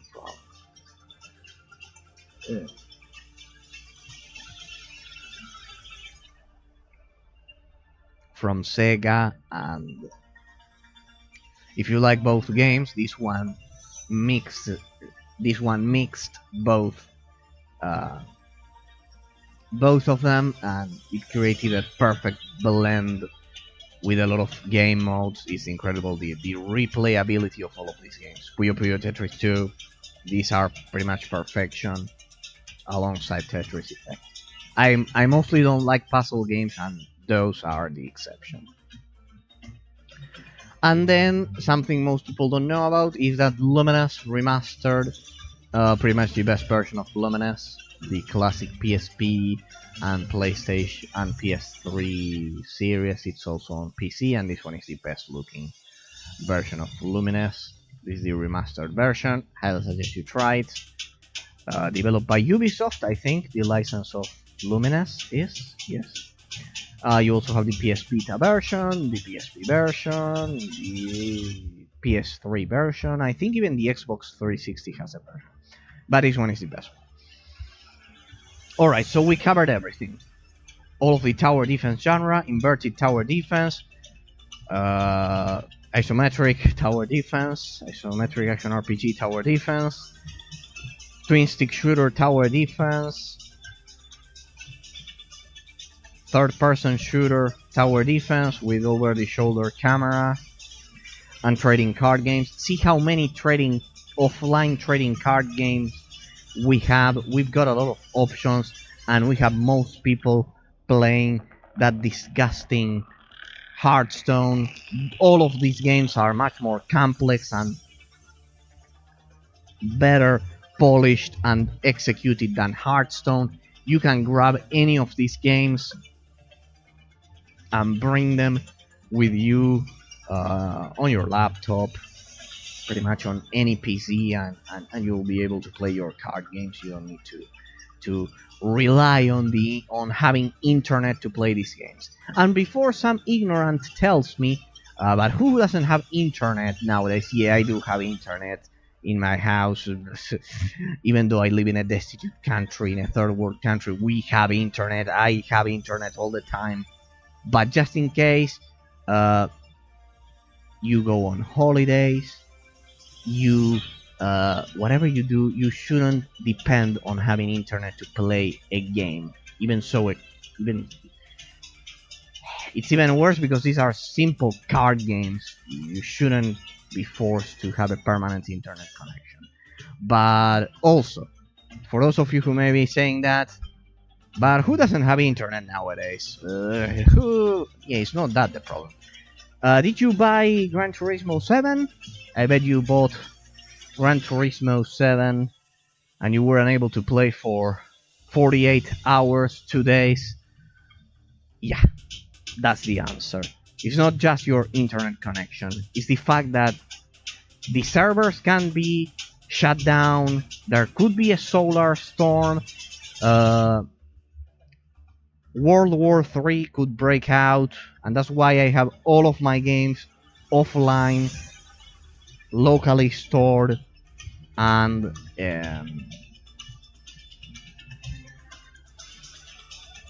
perfectly playable even if I don't have an online connection. That's pretty much the answer. It's not about you. It's about the game servers, as one would say. It's not you, it's me. Yeah, it's about the game servers that could get shut down at any second, just like what happened to Will. As you can see, I'm a bit traumatized. I'm a bit worried about those things. But yes, I saw how Will Star shut down, and that was something I cannot forgive. The gaming industry.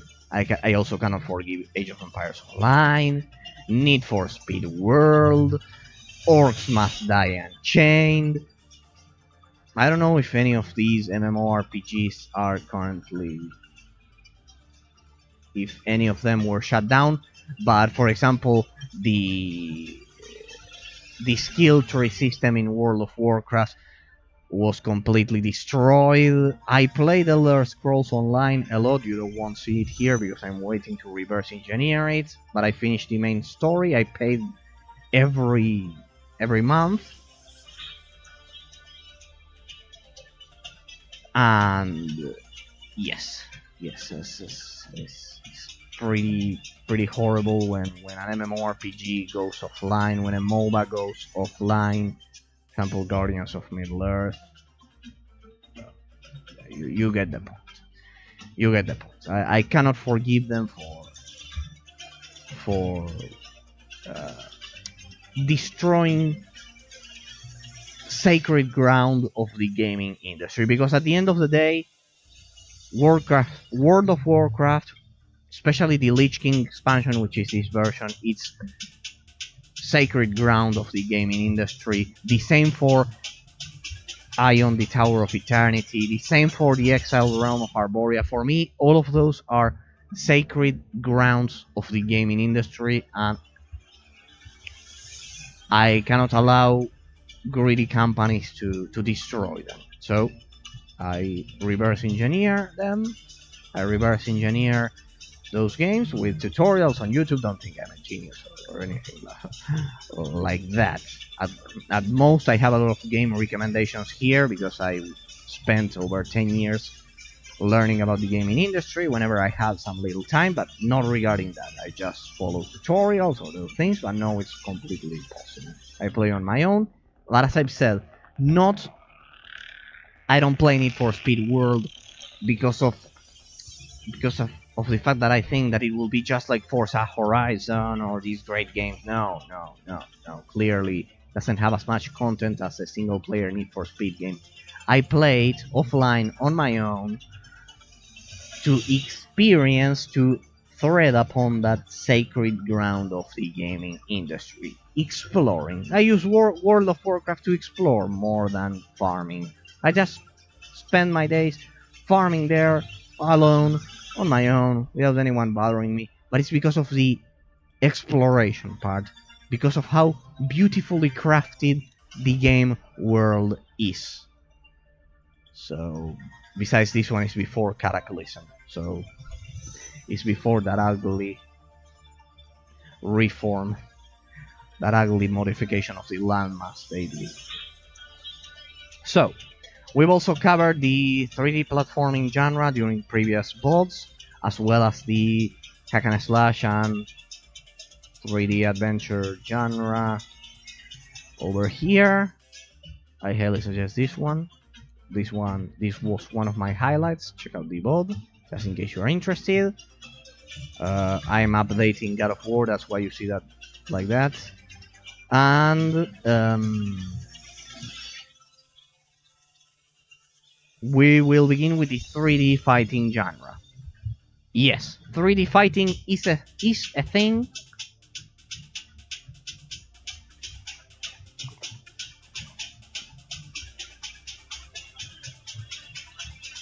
3D fighting is a thing. And while the previous Ultimate Ninja Storm, all of the previous Ultimate Ninja Storm entries on the PlayStation 2, Ultimate Ninja Storm 1, 2, 3, 4, and 5, Uzumaki Chronicles 1 and 2, great underrated games, Uzumaki Chronicles 1 and 2. They are not fighting games. No, they are kind of like action RPG games, not isometric, but I highly suggest Uzumaki Chronicles 1, especially. No, it was 2. Uzumaki Chronicles 2, I believe. Yes, 2, because the first one was a bit strange, but yes. I mostly like the original Naruto anime, as you can see, not Shippuden. I think they prostituted the franchise after the Pain saga. By the way, I love American cartoons much more than Japanese cartoons, but I must admit, the third season of Yu-Gi-Oh! GX and the original Yu-Gi-Oh! They are undoubtedly underrated. The third season for GX is one of the best animes I've ever seen, and I've seen Dragon Ball see.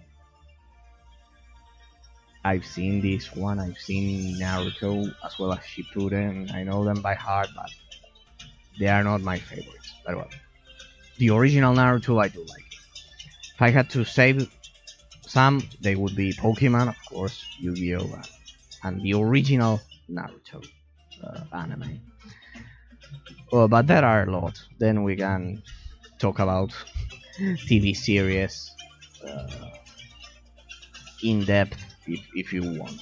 But my favorites are Samurai Jack. For me, Samurai Jack is it's the best one, except for Star Wars: The Clone Wars. My top is Star Wars: The Clone Wars, Samurai Jack, and then third entry would go to Invader Sim.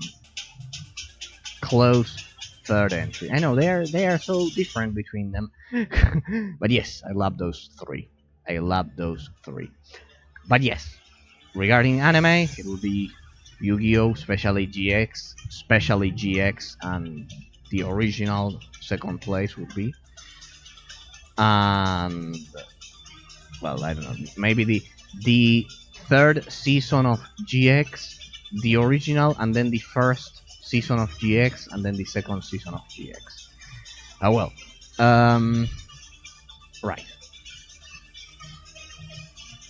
The Ultimate Ninja Storm, this is a 3D fighting game made by CyberConnect. This game is pretty interesting because after a lot of years, this was a PS3 exclusive. I bought the PS3 because of God of War, but also because of this game. Then this one, the Ultimate Ninja Storm 2, was a console exclusive on the Xbox 360, both the Xbox 360 and the PS3. This one was a pure exclusive. This game looked gorgeous back in 2007 or 2009. I cannot remember. I think it was 2007. This game it looked gorgeous. It still looks gorgeous on a PS3, but clearly the PC version looks beyond gorgeous. I finished these games several times on the PS3. Here, they are the perfection of the gameplay system created by CyberConnect 2. They are masters of this genre. They are the best. For me, CyberConnect 2, they know what they are doing, and they are the best at what they do. I played the original, the Ultimate Ninja, the Ninja Storm 1, 2, 3, 4, and 5 on the PlayStation 2. I also have the PSP versions. There are 3 on the PSP. And but clearly this game, you have no idea how good this game is. The Xbox 360 has 2 exclusive Naruto games. As I've said, I like the OG anime much more than Shippuden. Shippuden is bearable, let's say bearable, up until the 7th. I call it the 7th. The 7th season. The pain is season. I know you guys use arcs and those things. So that hardcore fans use those terms, but I don't believe in arcs. I believe in seasons, and I know up until the pain season. I know the ending. I know everything, but I just think it's all a big pile of shit. Pretty much everything after Pain attacks the Hidden Leaf Village, everything is a huge pile of shit. Except for the season which was released immediately after that one. Some parts of it, some specific chapter, but the rest is a pile of shit. I could not even watch it entirely. I just watched the most important fights and more or less the main plot lines, and that's it. I just wanted to know how the story would end to insult Kishimoto, but play this one, and well, this one is much more similar to this one is pretty difficult to recommend, but because this one has a lot of different levels, it follows the plot, but not all of them are battles. It's something pretty particular. I love this game, but I know most people won't love this game. But if you like the original Naruto anime rather than Shippuden, you could try this one. Ultimate Ninja Storm is also great, absolutely great. I don't like 3 and I don't like 4. I like 1 and 2, especially 1. But yes, they are great games. Pretty much they have the same gameplay system, so I cannot say I hate them. I just think that due to the fact that this one, look at this, this one precisely ends with the Pain saga, with the Pain season. And I truly believe that the quality of the anime is better experienced through these games, because at least we have great, exquisite gameplay mechanics, in spite of the fact that the story is an absolute joke, an absolute insult, and well, the gameplay mechanics are good, but the how do I put it? The epicness of Ultimate Ninja Storm 2, it's on a whole other level. It's a pretty strong entry, and I suggest you try this one because it also, I think it looks better than the other ones. Ultimate Ninja Storm 2 and 1. There are some lip sync issues regarding the first one, especially. They fixed that for the second one. I play them in English. I watch all of my TV shows in English. I don't care if they come from Japan. I don't care if my native language is Spanish. English is the best language ever, because it's, first of all, it's much more straightforward, and second of all, it's much pleasant to listen to than most languages. So yeah, I watch all of my TV shows in English. So great games, pretty much the best examples of 3D fighting games, because the rest of the games, here we have Shinobi Striker. I just have this for the gameplay rather than the story or anything like that. But yeah, besides these ones, don't have those disgusting fillers, those insults. You can see I feel pretty insulted about how modern Japanese TV shows have evolved. Dragon Ball Xenoverse 1, what can I tell you about this game? Played immediately. Dragon Ball Xenoverse 2, played immediately. Jump Force, don't play this game unless you truly like the Ultimate Ninja Storm formula. I do so I play this game. I don't agree that the characters look bad. I wish this game had English voices, but it doesn't. I don't like that. So yes, play Xenoverse 1 and 2. Dragon Ball Z Kakarot, great. Pretty much the most recent example of a 3D fighting game. As you can see, these are all based upon animes.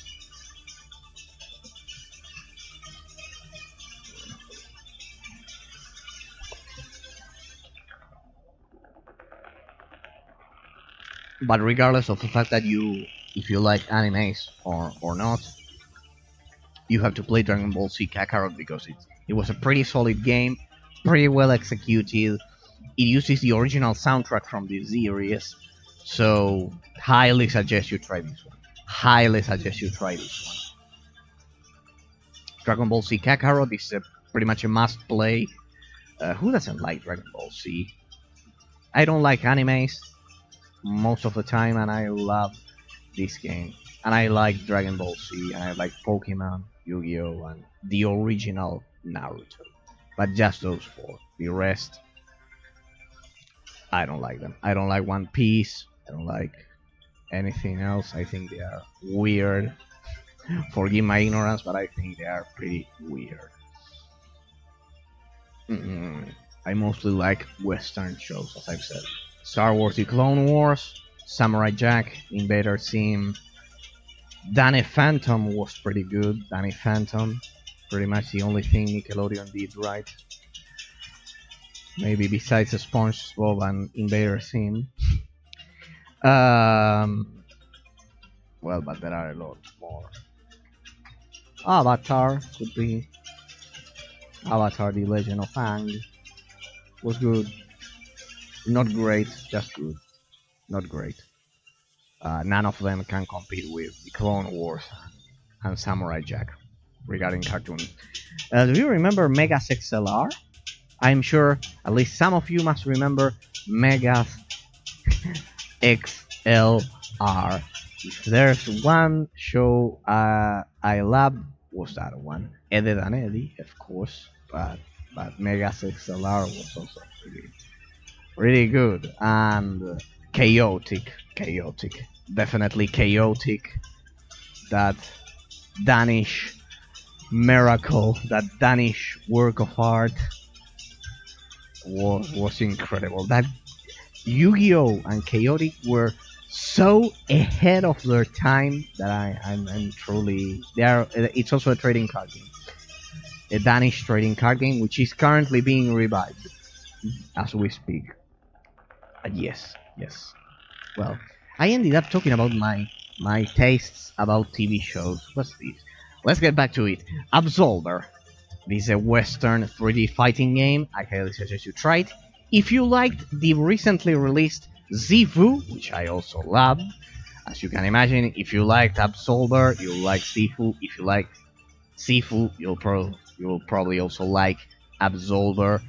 They are pretty similar, but yes, this one is much more modern. Of course, it polished some of the aspects present in Absolver. I don't think they are made by the same company. I could be wrong, but I don't think so. But yes, these are 3D fighting games, but not like the previous ones. These ones are kind of like staged, if you know what I mean, kind of like one-on-one, and here you fight several enemies at the same time. The same for Sifu. Here in Sifu, well, this one was recently released, pretty famous by now.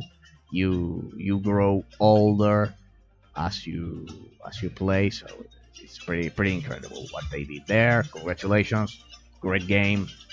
It's pretty famous. Most people have already forgotten about Absolver, and they will probably forget about Sifu. That's how their brains operate. But well, there you have my suggestions, and moving on to the fighting games. I must confess, this is not my most cherished genre. You'll see that I don't have Mortal Kombat. I think the fatalities are a bit disgusting, some of them. And you'll tell me, what? Do you have 100 years? Well, it's not that I have 100 years, but they are pretty disgusting. There's no need for that, and you cannot deactivate them. If you could deactivate them, I would probably play it. You must think that I'm stupid by now. No, it's not that. It's just that I have a much more European heritage. It's not like the American heritage. It's not like that culture, so I am a bit more conservative regarding those aspects. So yes, I do love the Marvel vs. Capcom series, though. I don't like Street Fighter because you'll probably hate me, but I think the fighters are generic. Yes, I think Street Fighter 2 is generic. The same for Street Fighter 4. Please try not to kill me. This isn't my favorite genre, so you can get what I mean. Marvel vs. Capcom 3 was a pretty great game. The PS Vita version is also, I should highlight that one because it's pretty good. I don't like Blast Blue. I don't like those Japanese art style characters. You'll see that most of my games are with Western aesthetics, but I also don't like Mortal Kombat, so I'm pretty picky about. I'm insufferable regarding fighting games, so just pay attention to what I'm saying. If you are like me and you don't like the anime style of most fighting games, and you also don't like Mortal Kombat. The Ultimate Marvel vs. Capcom 3, the Ultimate Marvel vs. Capcom Infinite, this one wasn't as good. Injustice Gods Among Us, I love this game, created by the creators of Mortal Kombat, but without being disgusting. The second one, Injustice 2, pretty good game. Killer Instinct, this is my favorite. I love Killer Instinct. And yes, I love this game 100%.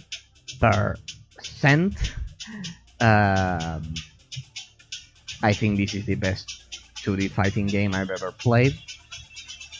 This one and the original Killer Instinct, these are the ones I love alongside Injustice Gods Among Us. They are the best. For me, Killer Instinct with the combo breaker and all of that, the announcer, everything, how smooth and gorgeous the background for this game is. Absolutely gorgeous. I also played a lot of Smash Bros, but as you know, I don't have it here. Smash Bros Melee. You know I'm a Nintendo guy. Smash Bros Melee, Smash Bros Brawl, and Smash Bros 4 would be my favorite fighting games, alongside Killer Instinct and Injustice. Dragon Ball Fighter C, perfection, absolute perfection. I never played any game made by Arc System Works because I don't like Guilty Gear. I don't like Blast Blue. I don't like most of those games. I don't like the aesthetics in general. It's my problem. You won't find any Soul Calibur game. Personal preference. It's not my favorite genre. So, yeah. Samurai Shodown. I do like samurais, so I accepted this one. Brawlhalla, Brawlout, Speed Brawl. Highly suggested Speed Brawl. These are all pretty much Smash Brothers clones. To remind me how great Super Smash Brothers Melee, Brawl, as well as Super Smash Bros. 4 and Ultimate are. Pretty much. So, ignoring the fact that I truly love other genres and not the fighting genre, but I also like those specific games. I know my tastes are pretty strange. I like Bayonetta and I don't like Devil May Cry. I, for example, like Killer Instinct and I don't like Mortal Kombat. For example, I don't like turn-based classic RPG games, but I do like Infinity Engine with real-time with post-combat Infinity Engine games. A lot of strange things we'll never be able to explain. Moving on, we'll get to these are kind of like Eastern RPGs, Eastern action RPGs. I don't like turn-based games. I don't care if they are Western or Eastern. I don't like Eastern RPG games even more. I don't like Final Fantasy VII. I don't think it's revolutionary at all. I don't like any of those games. I don't like JRPG games. I don't like SRPG games with the turn-based, with that horrible turn-based combat. I never like turn-based combat. I like real-time, fast thinking, and that's. I want games to be difficult, but I want them to rely on your reflexes, on my reflexes at least. But out of these games have a lot. No, all of these games have a lot of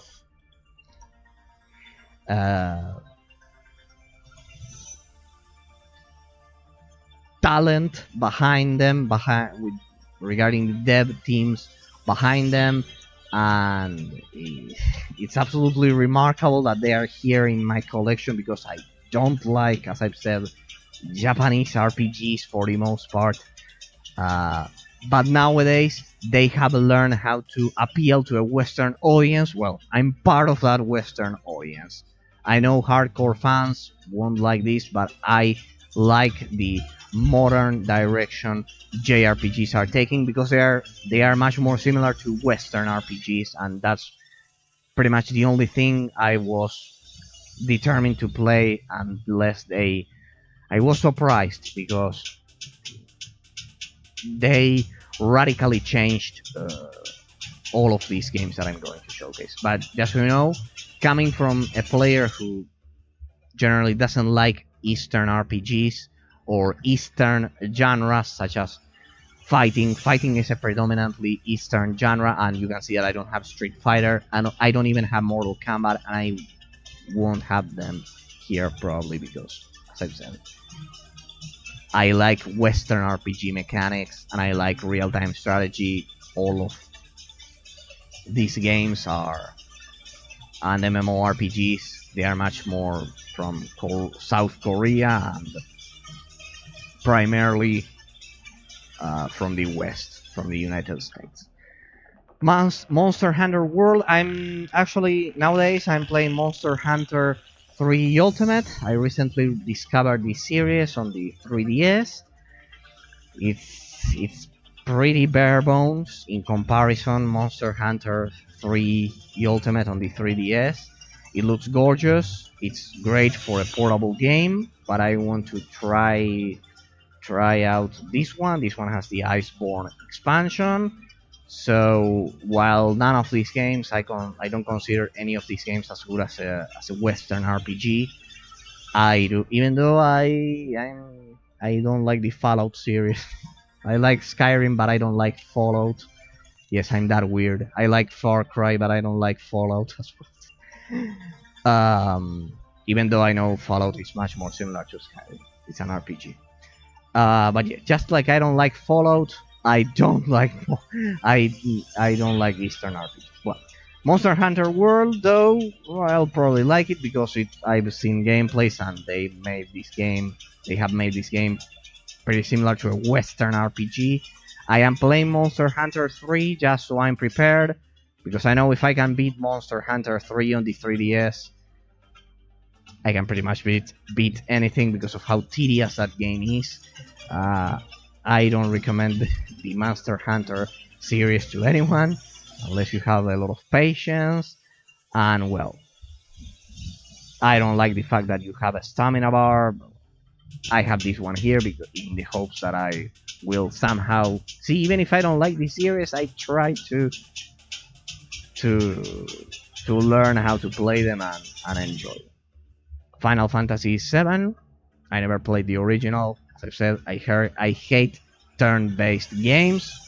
Totally hate them. The same for survival horror games. I hate them pretty much. I want to kill things in front of me. I don't want to run from them. I don't like that. I like killing, not running away from digital creatures, from pixels. So here we have Final Fantasy VII. Guess I will eventually learn why a lot of people think this is a legendary story. I'm sure I will end up hating this, just like most mainstream content. I'm told it's great. I am pretty sure I will end up hating this one, but the gameplay mechanics seem to be good. That's all I can say. The gameplay mechanics seem to be good, so if the gameplay mechanics are good, well, pretty much that's what I'm here for, to kill things. I hope I can kill a lot of things inside of this game. Stranger of Paradise, Final Fantasy Origin, released literally some hours ago, some days ago. I saw it was the same as Final Fantasy VII. I right away grabbed it because I can kill things. It's much more action oriented, real-time combat, so that's all I need to know. It's much more similar to a Western RPG that I like, so if they decided to make something exactly just like I want it to be, real-time combat, I'll be there. Scarlet Nexus. No, this one, I played this one a lot of the levels. I haven't finished this one. If you like Platinum games, if you like hack and slash gameplay mechanics combined with an RPG similar to Darksiders, similar to Nier Automata, similar to Bayonetta to some extent. I highly suggest you try it. This game should have been. I would have placed this one, even though the genre is not my favorite. I would have placed this one as game of the year, probably, because I was, or at least RPG of the year, because, or Eastern RPG of the year, because this game is. I was absolutely surprised by this game, as you could see some seconds ago. I don't like the Eastern approach to RPGs. And I was absolutely surprised by this. I was absolutely, except for Nintendo. And but well, Nintendo games are much more tailored towards the Western audience as well, rather than only to an Eastern audience. Scarlet Nexus, it's a 10 out of 10 game. I love this game. I was pleasantly surprised by this game. And it was the game that proved to me that they are learning, that Japanese developers are learning how to create a, let's say, Western experience inside of their Eastern game, because these games are they all have an anime aesthetic, so they learn how to tailor them to appeal to the Western audience as well. The same could be said for Tales of Arise, for Trials of Mana. This one is much more similar to an isometric action RPG game. Tales of Arise is the same. It's much more similar to Scarlet Nexus, but it's also totally different when compared to previous entries. So they are kind of like different games. Trials of Mana, Oninaki, these are like isometric action RPG games with a lot of action. I've always loved the GS series. Pretty incredible. By Xseed, I have GS Origin, GS1, GS2, GS3, GS4. The fifth entry it's trapped inside of Japan. It's all in Japanese. GS6, GS7, 8, and 9. So yeah, the GS series, I've always loved it. Games developed by Xseed were always ahead of their time because they were much more similar to a Western game, and not they don't play like an Eastern JRPG, like a Japanese RPG. They are much more Western. So if you're like me and you don't like the Eastern approach to RPGs, you can see that the main part of my collection is Western RPGs. But here I have some exceptions which are also great recommendations. If you're like me and you don't like the Eastern approach to RPGs. If you like the Dungeons and Dragons based, the Western Dungeons and Dragons approach to RPG games, here I recommend it a lot. You also have isometric action RPG games, but well, these are kind of like the exceptions. I am very, rest assured, I'm very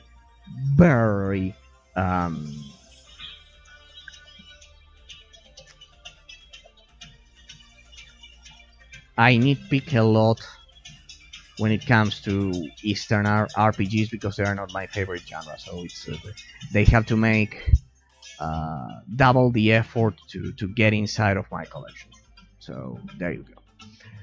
Alright, so we finished with the Eastern RPGs and the 2D and 3D fighting genres. As you know, as you can see, these are not my main genres at all. I don't like them a lot. Yes, I played those genres. I played a lot of Killer Instinct and Injustice Among Us, and I need to try the other ones. Also a lot of Marvel vs. Capcom 3. And well, these ones, yes, the Naruto games, I played them a lot. I play all of these genres. The only genres I don't play are turn-based, RPG or strategy games. regardless of the fact that they are Western or Eastern. I don't like survival horror games. And I don't like, for example, stupid simulation games. For example, Death Stranding. No, I want games with action. Action, killing, endless hordes of beasts, aliens, zombies, I don't care. Use any excuse, or racing game, but I want real-time action. I don't care if it's racing, I don't care if it's a strategy, I don't care if it's FPS, but I need action. I need to get my blood flowing. Otherwise, I would stop it. Alright. Not to say that I don't like slow-paced games. For example, here you have a Red Dead Redemption, and it doesn't get Red Dead Redemption 2, and it doesn't get slower than this, but well, it's a great game. It doesn't have to do with the pace, but with the gameplay. Alright, we'll begin with the Pikmin clones. I think we've covered it. No, we covered these ones. We covered these ones. Yeah, we covered these ones. They were down here. No. Here I have some Sherlock Holmes games. I've read a lot of Sherlock Holmes novels. I've watched a lot of films. I love the first Sherlock Holmes film. I mean the one which was released in 2009 with Robert Downey Jr. Pretty good soundtrack by Hans Zimmer. And yeah, I love Sherlock Holmes games. I don't like puzzle games, but these are Sherlock Holmes games. They are made by Focus Home Interactive and Frogwares, the French company behind Battlefleet, Gothic Armada 1 and 2, as well as Ethereum. So I like those. Sherlock Holmes vs. Arsene Lupin, Jack the Ripper, The Testament of Sherlock Holmes, Crimes and Punishment, The Devil's Daughter, and Chapter 1. I hope they release Chapter 2 eventually. This one was released some months ago. They're all great games. I like them. So, yeah, pretty much get ready, because in these games you have to think.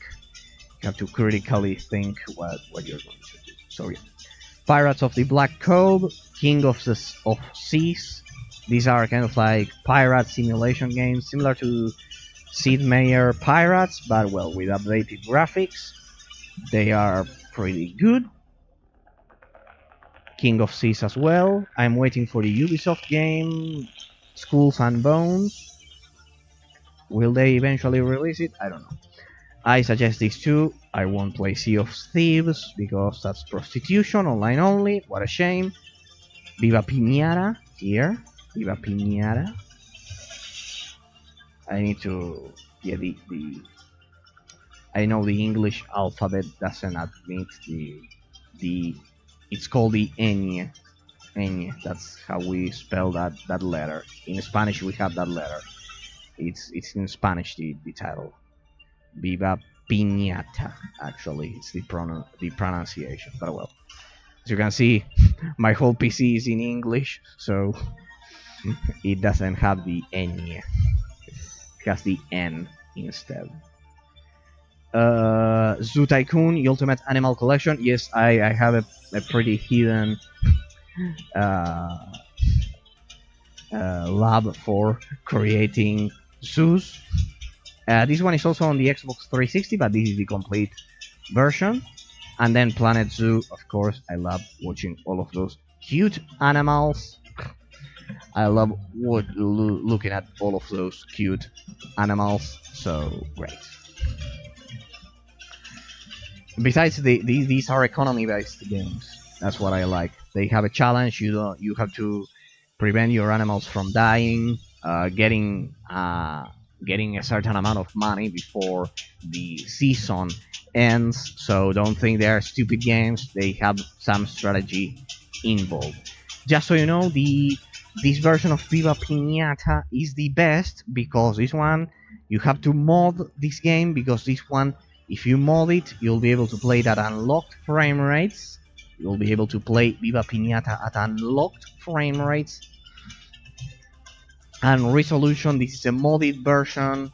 Pretty awesome classic from the 7th generation.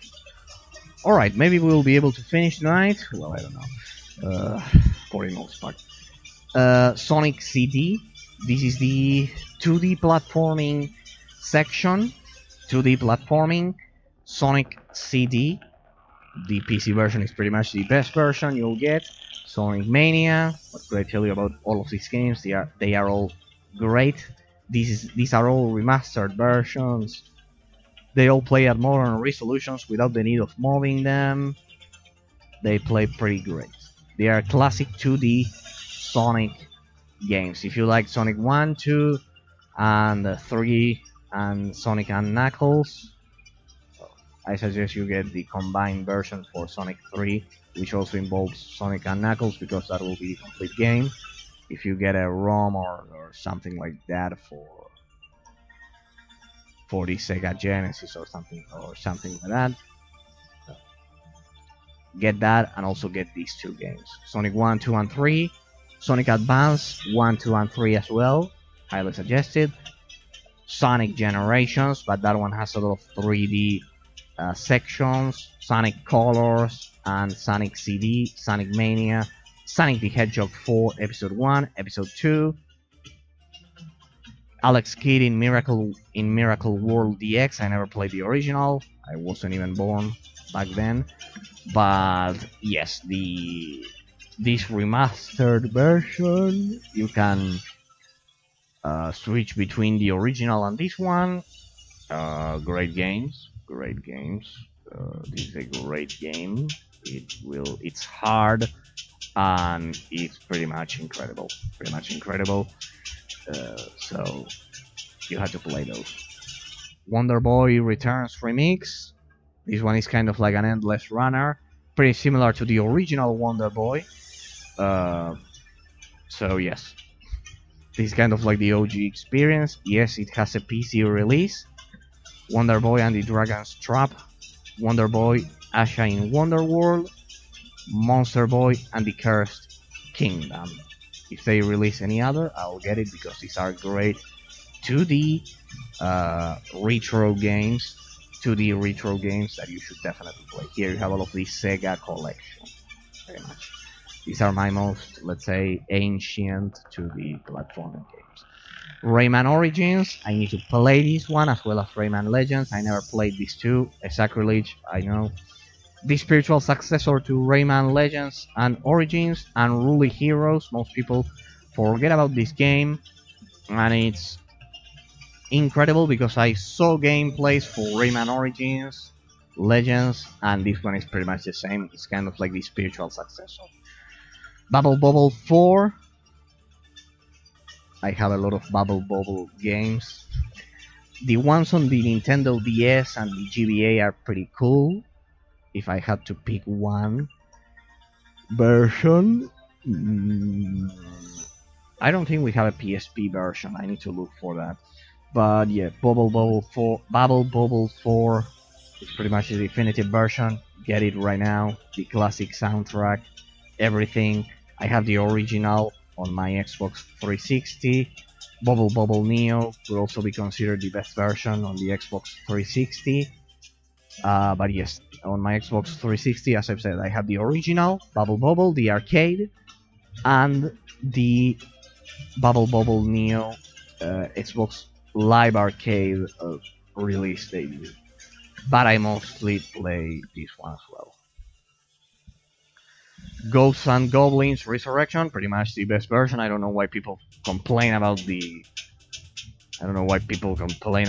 art style in this game. It's much better than the PSP remake, which was the most modern incarnation we have of Ghosts and Goblins.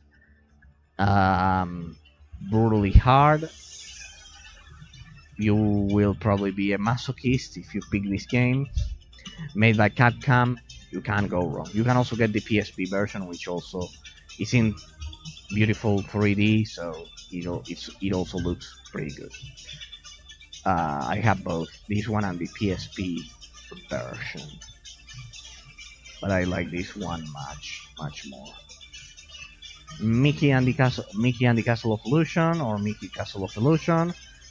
Don't underestimate this game because this is a recreation of the original Sega Genesis release for this game. The PC version is the only one which is playable. No, I think this one is locked at 30 FPS. I don't know if it plays at 60. I think they are all hard-coded at 30 FPS, but regardless, the PC is the best. The PC version is the best. At least this version I have. It's better. It looks better than the consoles, than the Xbox 360 counterpart. But I think they are all locked at 30 FPS. I couldn't fix that because it's hard-coded. A true pity. Truly a pity. ActRaiser Renaissance. This one is a remake from an SNES game, a classic SNES game. We should all play this game because it has a lot of revolutionary ideas for the time it was developed in. By the time this game was released, there weren't many games like it. It's 2D, you have to face a lot of enemies, there's some kind of strategic resource gathering, and it's difficult to explain. You have to experience it on your own. But it's a great game. Castlevania Advance Collection. I had the 3 Castlevania Advance games up until recently, but when I saw they did this modern release, I got this. I still think it's a prostitution, destroying the exclusivity of those 3 games on the GBA so many years later. But well, there we have them. Castlevania Mirror of Fate, originally released for the 3DS. This is the HD version. Pretty good. Don't underestimate this game because it's incredible. And well, I played this one several times. Don't be fooled. Batman Arkham Origins Blackgate, the PC version is the best. And this one was released for the PS Vita and the Nintendo 3DS. But this PC version, I played this game on Christmas, just like I said with Batman Arkham Origins. Here, I play these 2 on Christmas because they're mostly based. They happen during Christmas. At least the Origins.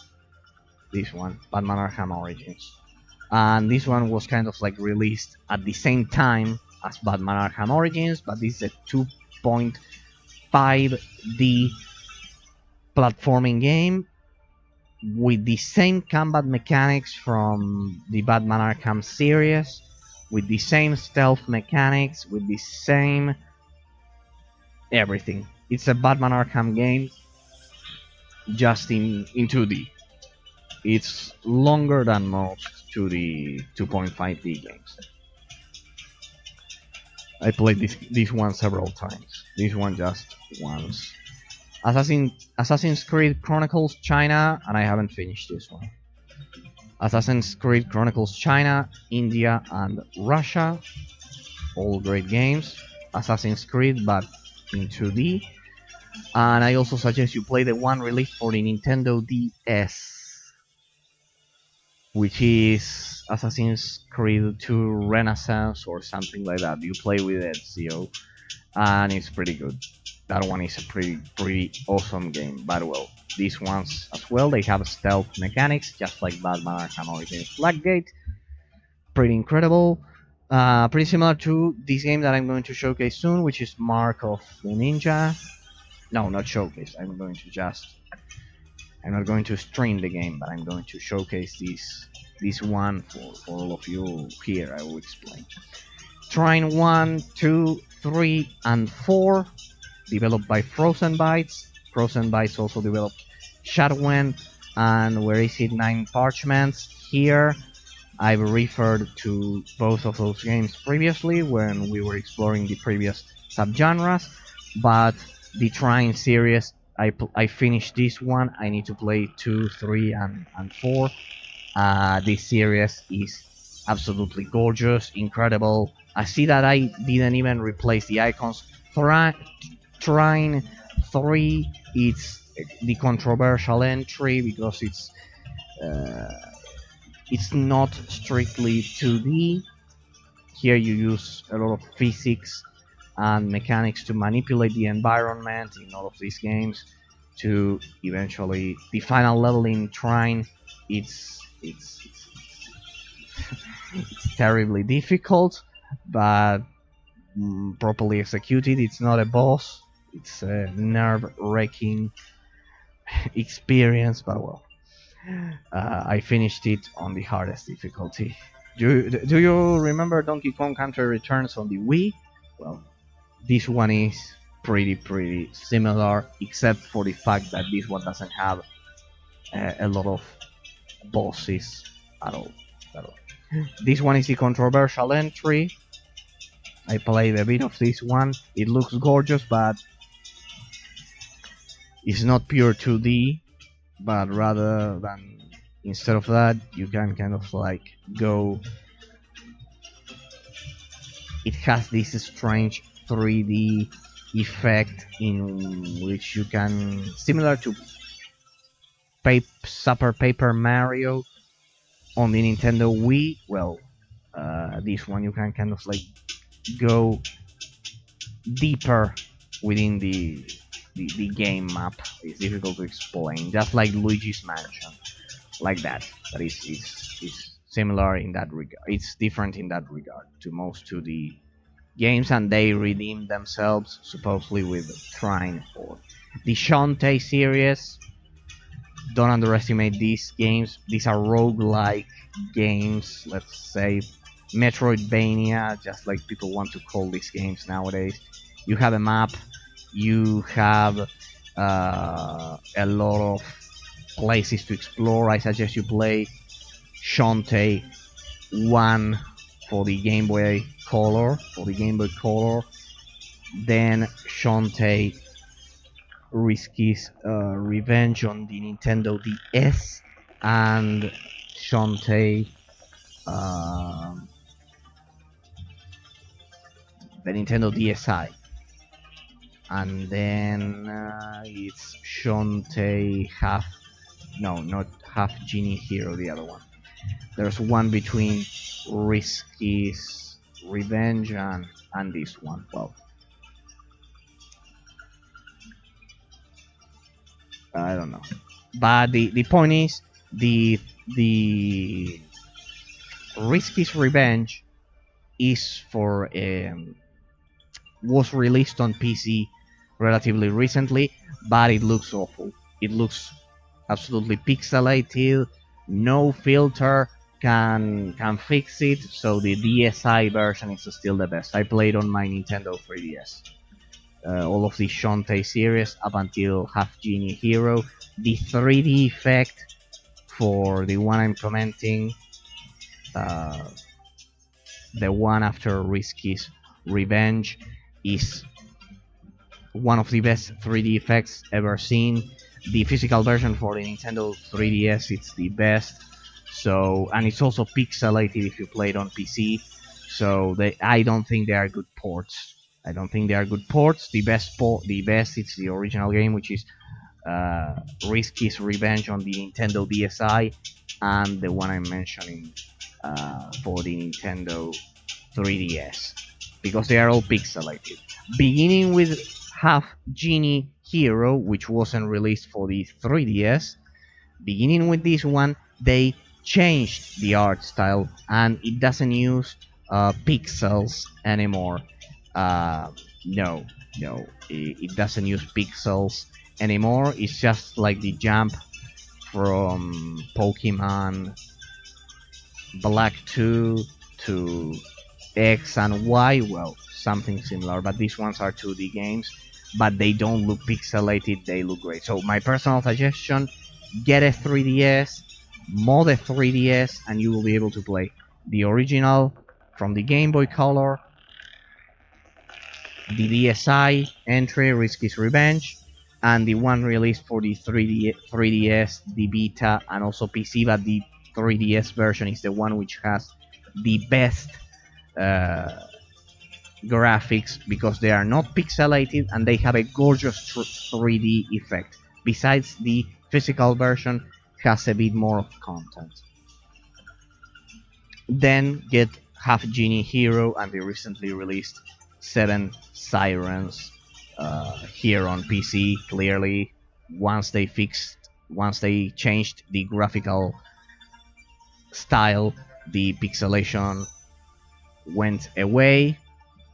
They fixed that, and consequently, these are all best played on PC. Mark of the Ninja. Don't underestimate the Shantae series. It's absolutely gorgeous. The art style, the gameplay mechanics are pretty well executed. These are hard games developed by Way Forward. They are masters of the genre. They were actually, I think they were a couple, if I'm not mistaken, when they began. And they loved drawing Shantae and all of that. But the gameplay mechanics are on point and they are perfectly executed. Highly recommended the Shantae series. Mark of the Ninja, an absolute classic. This is the remastered version, as you can see in the custom colored I edited for this one. This is a remastered version of the classic game from the 7th generation, Mark of the Ninja, released for the Xbox 360. Highly recommend you play this game. It uses a lot of stealth mechanics. It's a bit, it has some gore in the graphics, similar to another game. It's similar regarding the art style. It's similar to Shank. I don't know if I have it here. Yeah, right here. Shank 1 and Shank 2. It's similar to those. But there's a good reason why this game is so highly regarded. Dust and Elysian Tale, the precursor of Ori and the Blind Forest. These are all famous games, but I think Dust and Elysian Tale is the original precursor of Ori and the Blind Forest, as well as Ori and the Will of the Wisps.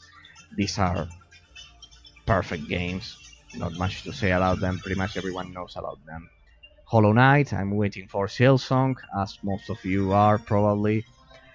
Greek Memories of Azure, another underrated 2D game. Yooka-Laylee and the Impossible Lair. They recently patched this one to make this game more accessible and easy. I've frozen in time the original version. I don't like prostitution, as I've said.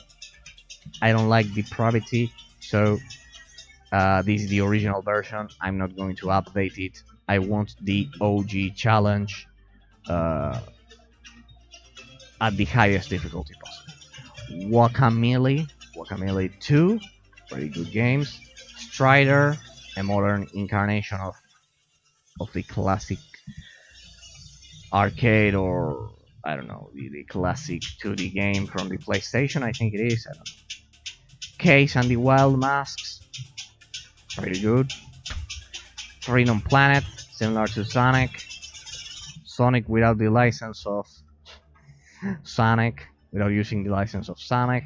Boldest Story, need to try this one. Dead Cells, well, these are roguelikes, a lot of them.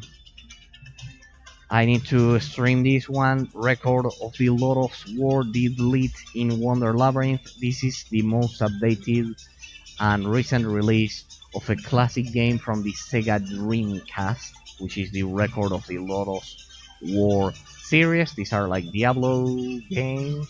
I'm not sure where to place this game. But yes, they are like isometric action RPG games. This one shouldn't be here, it should be down there. Sundered, Collapsed, these are all roguelikes. Soul Seraph, Blasphemous, Scale Attack, Eternal Blade. This one is much more. This one isn't a roguelike. This is a much more traditional 2D game, 2D platform. Eternal Blade 2, well, Troll Hunters, Defenders of Arcadia. I need to watch the series to see if it's a pile of shit or something good. Actually, I want to see the morale behind this series, but the 2D game seemed interesting. Guardian of Lore, good, and the recently released Fist Forged in Shadow Torch. A pleasant surprise, an absolutely pleasant surprise that you should all try. Remember to remove the anti-aliasing, the forced temporal anti-aliasing here. I don't know why they use that pile of shit again. But yes, Fist Forged in Shadow Torch. Once you remove the temporal anti-aliasing, it looks pretty great. Eternal Noctis, Google F. I guess you all can understand what F means. F temporal anti-aliasing, Reddit, and they will tell you how to fix this pile of crap. Eternal Noctis, there you go. A pretty good game. I need to try this one. Alright, we are getting to the 2D shoot 'em up games. These are all my 2D platforming games. Maybe there's a bit of shooting involved in some of them, but here shooting is kind of like the predominant gameplay mechanic. Except for this one, this one is not a 2D platforming. This one is not a 2D platformer game. I need to relocate this one, record of the Lotus War, because I wanted to showcase that one. But the other one is an isometric action RPG. It should be down there. Contra Anniversary. Please understand, I have a lot of things to take care of in this collection, and most of the time nowadays I just come, grab a game and play. I don't spend my time fixing the collection or upgrading the collection, but because it's already perfect. As I see it, there's always room for improvement. True. I'm waiting for a lot of things. I need to get a mod for the Yu-Gi-Oh games I mentioned, but as you know, you can see it's pretty complete. Contra Anniversary Collection. It has a lot of classic Contra games, playable on HD resolutions. Absolutely gorgeous. Metal Slug XX, recently released. I love Metal Slug and Contra. Be sure to get the PSP version for the Metal Slug, the Anthology, or the Wii version. Either the Wii or the PSP version, they're both great. Blizzard Arcade Collection. This one has Blackthorn, which was originally released a long time ago for PCs back in the day. Then we had the GBA version, the GBA Classics version alongside the Lost Vikings, and another game which was like Micro Machines, which I don't like. I got this one mostly for Blackthorn, just because of Blackthorn and the Lost Vikings. Then I deleted the my GBA copy. The same for this one. See that we've got 3 cases of exclusive games which lost their exclusivity for the GBA recently. Castlevania Advanced Collection, the Mega Man Zero X series 1, 2, 3, and 4. That one was also released for the DS, but the GBA version was the best. I had the original cartridge for this one, for the GBA, and then I downloaded it for the Nintendo 3DS as a virtual game, and then I had to finally delete all of them and get this version. I don't like having duplicates. Mega Man Zero X, this game is perfection. Play this game immediately. This series is perfection. Terribly tough, but incredibly rewarding. Incredible, absolutely incredible. Get this game immediately and play the Lost Vikings and Blackthorn. They are absolute classics. I played most of these games on the GBA back in the day, and I want to play these updated versions. I just ensured all of them played at modern resolutions and that they look good on my modern PC and this HD monitor. These 1440p monitors. So Mega Man X Legacy Collection, Legacy Collection 2. I don't like the original Mega Man games on the NES and Super NES. I like the ones released for the PlayStation because of a lot of things, mostly the gameplay mechanics and everything. And I just have, besides these ones, because these ones are collections, they mostly have everything you need. If you want the original Mega Man games, not the X series, I like the X series only, not the original. You also have them here, the normal Legacy collections, but I don't like them. Mega Man X11, and I also have on the PSP Mega Man. I don't know if it was Powered Up, which is a remake of the original, but with totally different graphics. It's a totally different thing. So I have Mega Man Powered Up over there on the PSP. I actually use the PS Vita and I get backwards compatibility. Rocket Knight. This is a modern reincarnation of Rocket Knight, released in 2011. If I'm not mistaken, for the Xbox 360 and the PS3, the 7th generation of gaming consoles. This version is pretty good. It has some platforming, it has some side-scrolling shooter phases. Don't underestimate this game, it's pretty incredible. The same for Bionic Commando Rearmed. I need to get the... There was a 3D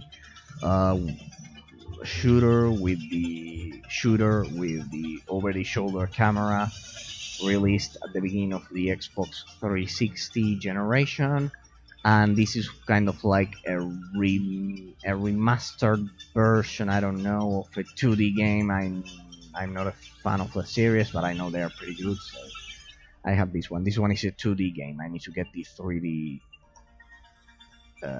the third-person shooter, sorry. Blazing Chrome, absolutely gorgeous. Cuphead, of course. Rad Rogers, most people don't like this game, and I love this game. I love the aesthetics and the gameplay mechanics. Rise and Shine, will go fast. This is a great 2D platformer as well.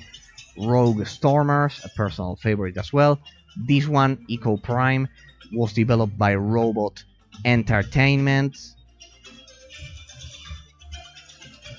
You have to shoot a lot of things. In all of these games, the main mechanic is shooting rather than platforming.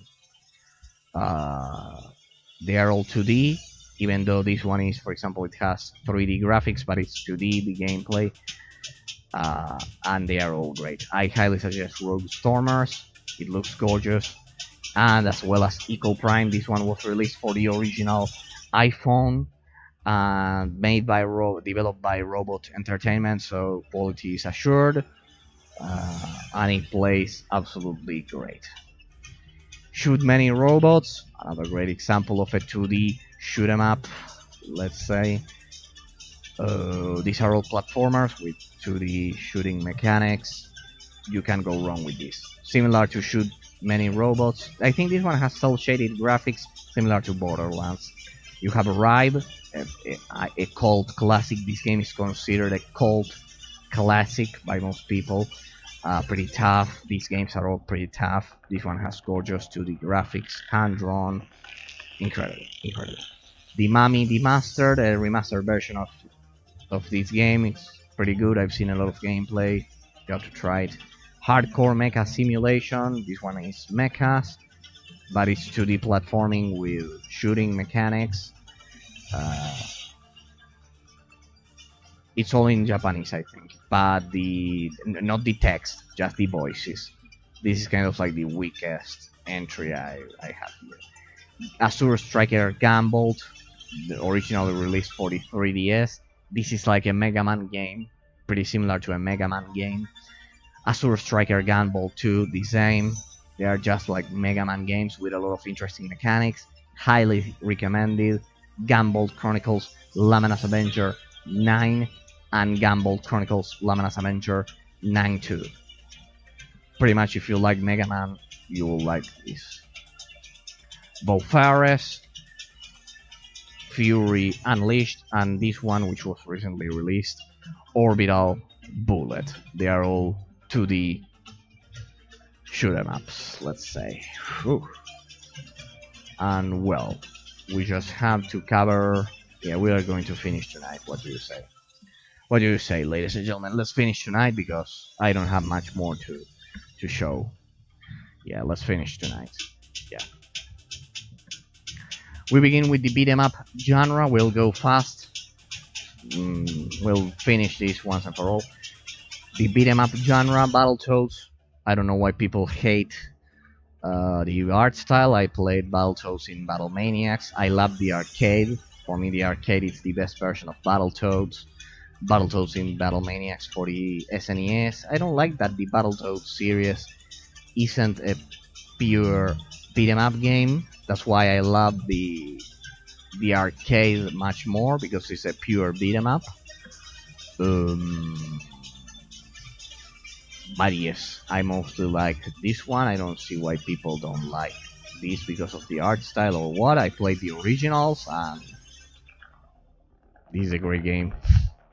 It's a great game. I don't see why people hate this game. I finished Battletoads in Battle Maniacs. I'll tell you how soon. And this is a great entry, so pretty much. Get that game. Don't let anyone tell you that this modern entry isn't as good as the other ones. It's extremely good. It's a much more reasonable release than the other ones. The other ones you were expected not to finish them. Yes, I suggest this one on the arcade. Maybe the Game Boy games. I don't know. Because they are actually playable and you can finish them. I don't know. The other ones are impossible to finish. I finished Battletoads in Battle Maniacs, but with save states, of course. Streets of Rage 4. I did finish Streets of Rage 1, 2, and 3 on the highest difficulty, abusing a broken mechanic, I know, with Blaze. Sadly, that's the only way you can finish those games as far as I'm concerned, or the highest difficulty. So yeah, I finished them all and I need to play this one immediately. Capcom Beat 'em Up Bundle, pretty good. I also have the Xbox 360 with a lot of these arcades with an emulator, so these are kind of like extra. Capcom Arcade Stadium. As you can see here, I have all of my arcade games. Windjammers 2 recently released, highly recommended. We were waiting for the same for a lot of time. Dungeons and Dragons Chronicles of Mystara. This one has all of these games. It's a compilation, all you could ask for. Fight and Rage, absolutely gorgeous. This is a modern beat 'em up. It can emulate kind of like the screen, the old school CRT screen with all of these scan lines. It's absolutely gorgeous. Get Fight and Rage immediately. I don't like the Double Dragon series, but I don't think I have any of those. I don't like that series. Shank 1 and 2, this Forgotten series from the 7th generation, developed by Electronic Arts. Pretty gore. They are pretty similar regarding the art style to Mark of the Ninja Remastered. These are not remastered versions, but you can play them perfectly. They are fairly modern. 7th generation at its best. You can play them on the Xbox 360. Plus a PS3, I think. They are developed by Electronic Arts, but I highly suggest you get the PC versions because they are pretty much incredible. This is kind of like the arcade section of my collection. You could see 2D platformers, sorry.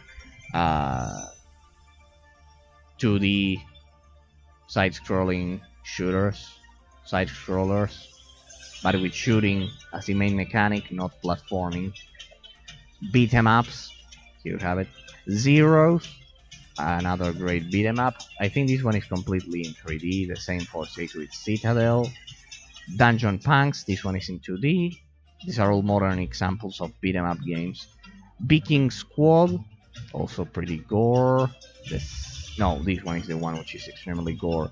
Wulgar Blade, Moonfall Ultimate, Shaq Fu, A Legend Reborn, The Takeover, Gekido Kintaro's Revenge. This one is also another exclusive stolen to the great GBA. I don't know what Nintendo was thinking, letting all of these exclusives slip through.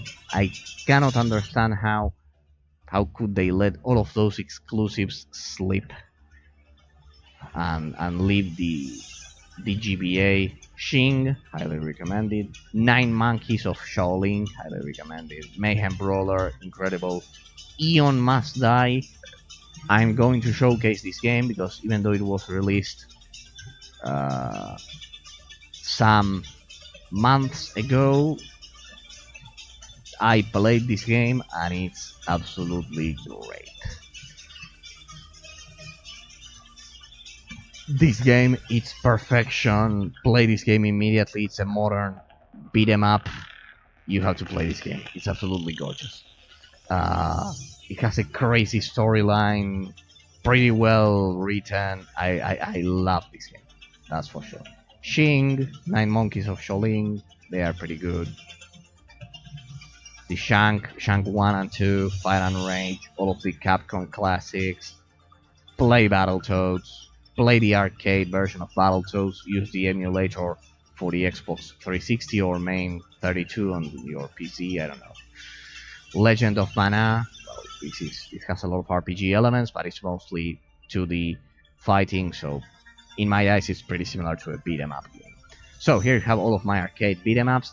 As you can see, we have 1, 2, 3, 4 compilations which steal a lot of exclusives to the Game Boy Advance. Pretty shameful, a pretty disgusting tactic. So, a shame, an absolute shame that the GBA lost all of those exclusivities. The GBA certainly have a lot of great games. One day I have to do a compilation of all of the GBA games. I highly suggest, because I know that console pretty much in depth, so it will also help all of your collections and my recommendations, because you'll have the best recommendations once I showcase my collection of the GBA games, of my GBA games. So yeah, now we get to the shoot 'em up games. These games, rather than being a side scroller shooters with a bit of platforming, to the side scrolling shooters with a bit of platforming. Here we use spaceships, and we can go from left to right, but also from the bottom of your screen to the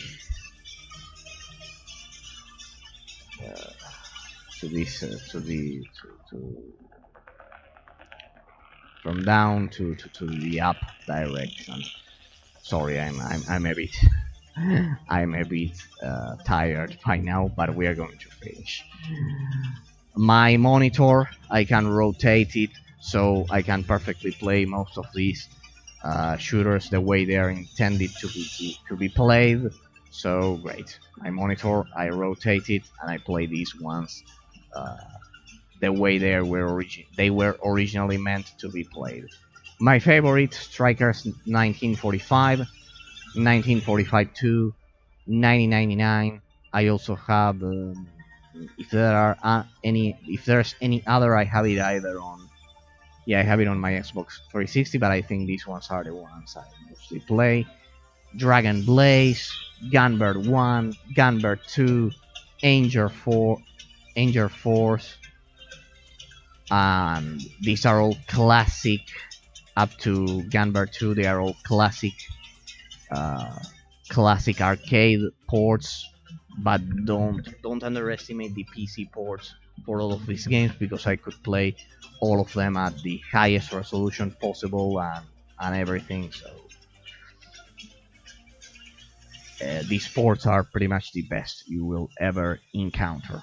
The most modern and best ports you'll ever see.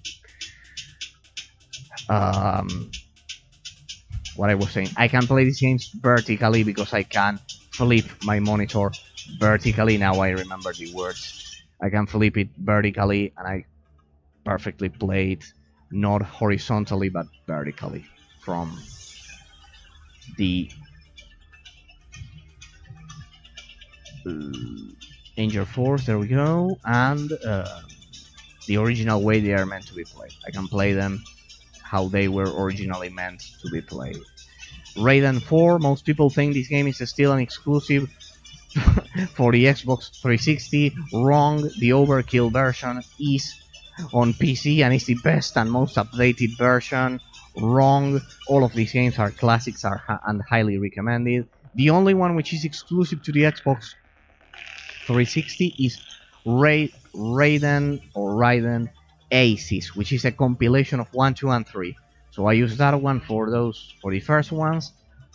And then I have Raiden 4 Overkill here, Raiden 5, this one is extremely modern.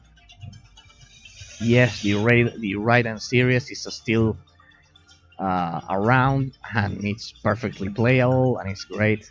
R-Type Dimensions X, most people still think as well that this game it's exclusive to the Xbox Live Arcade service. It is not. The X version is the best on PC.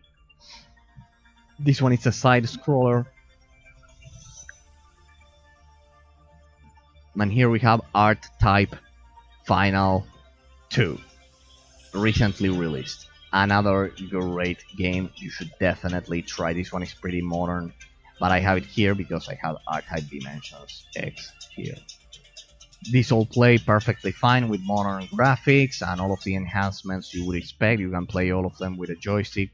I play them with an Xbox One joystick at modern resolutions, and well, they mostly have a 60 FPS lock, by the way.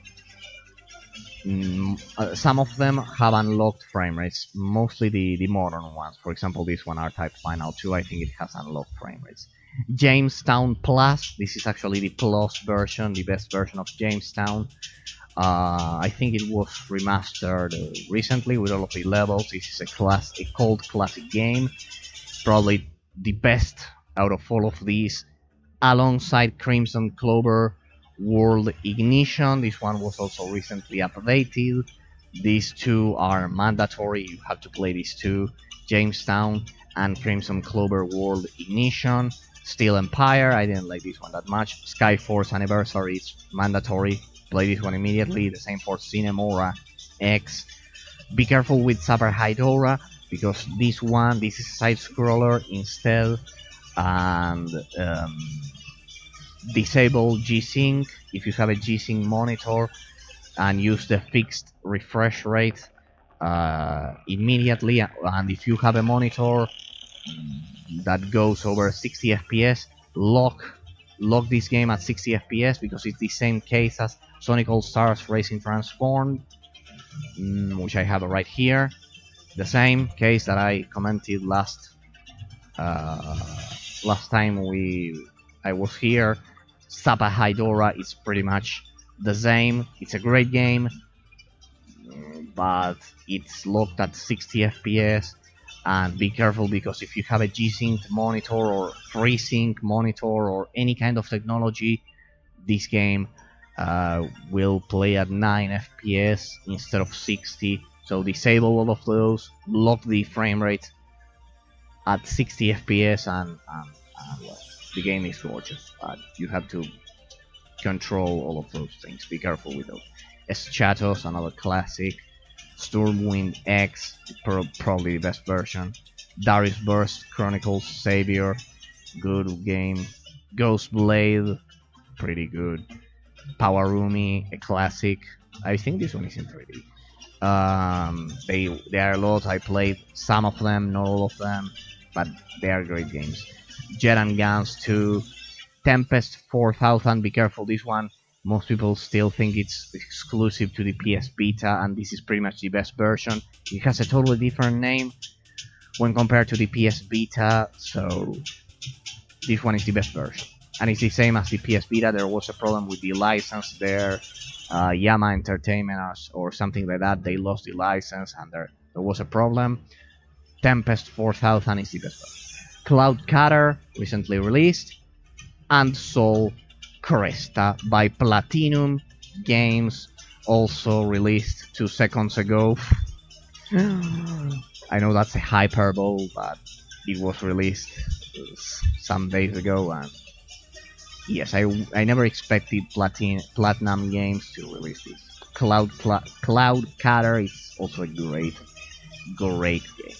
I highly suggest this one as well as Soul Cresta.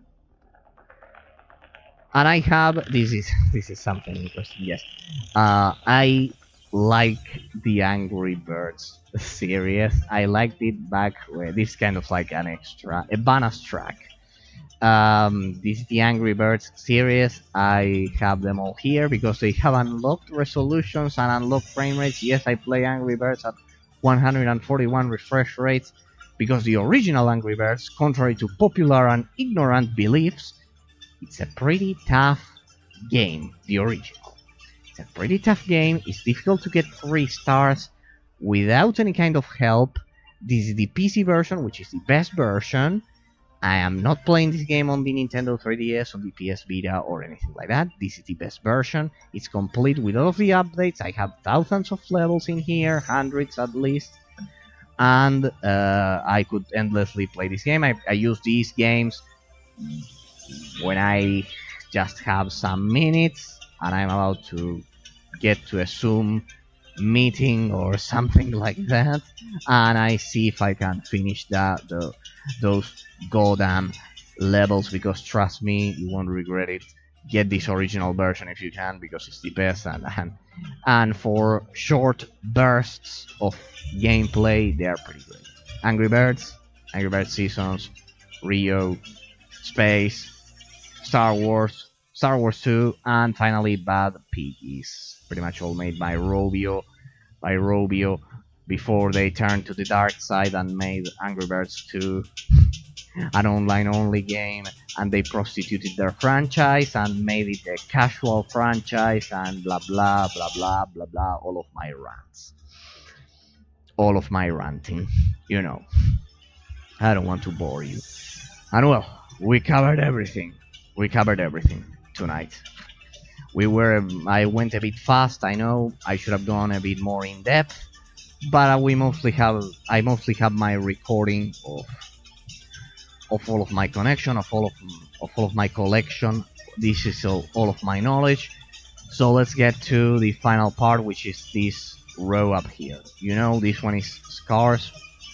So, Supercomputer Animal Racing Simulator is my favorite. This was my first game of all time.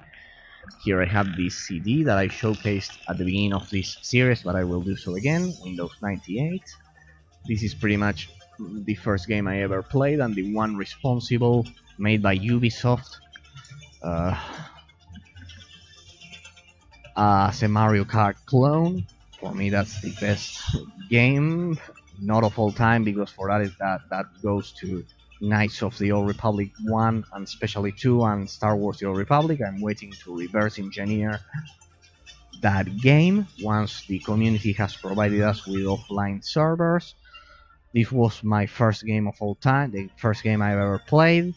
Then I played Midtown Madness 2, which I also love. And then, of course, where is it? Age of Empires, the original, and StarCraft. From that point onwards, I love the RTS. Here I have my Sega Genesis. Know that all of the consoles that you see up there this is the final row. As you can see there, the docked icons are much bigger, because these are libraries. These are pretty much emulators. I can play all of those consoles that you see up there at modern resolutions. Only this one, the Sega Genesis emulator, this one, instead of 1440p, this one is a bit less. I think it's 1080p or something like that. No, it's a bit more. It's between 1440p and I think it's 1920 by 1440p, but it's not 2540 by 1440p, right? So it's a bit less, but even though it's the best version of here, I played Streets of Rage 1, 2, 3, Sonic 1, 2, 3, most of the Sega Genesis games at incredible qualities. I can also use scan lines. I don't use them unless the game truly looks terrible. I finished a lot of games here. I love this emulator. It's the best. All of the ones that you see up there, I can play games, as I've said, at modern resolutions and at 60 FPS. Mostly they are hard-coded to run at 60 FPS. Super Nintendo, well, what could I tell you about this one? Super Mario, Super Metroid. If you are planning on playing Super Metroid, I suggest you get the Redux version. The Redux version, the same for A Link to the Past, because it will fix a lot of things, especially A Link to the Past, because it will fix Link's hair, because originally Miyamoto made the hair pink because they didn't have enough memory or some technical limitation, but it was to be originally blonde, and the Redux version makes it blonde, and it adds the shouting of the GBA version of A Link to the Past.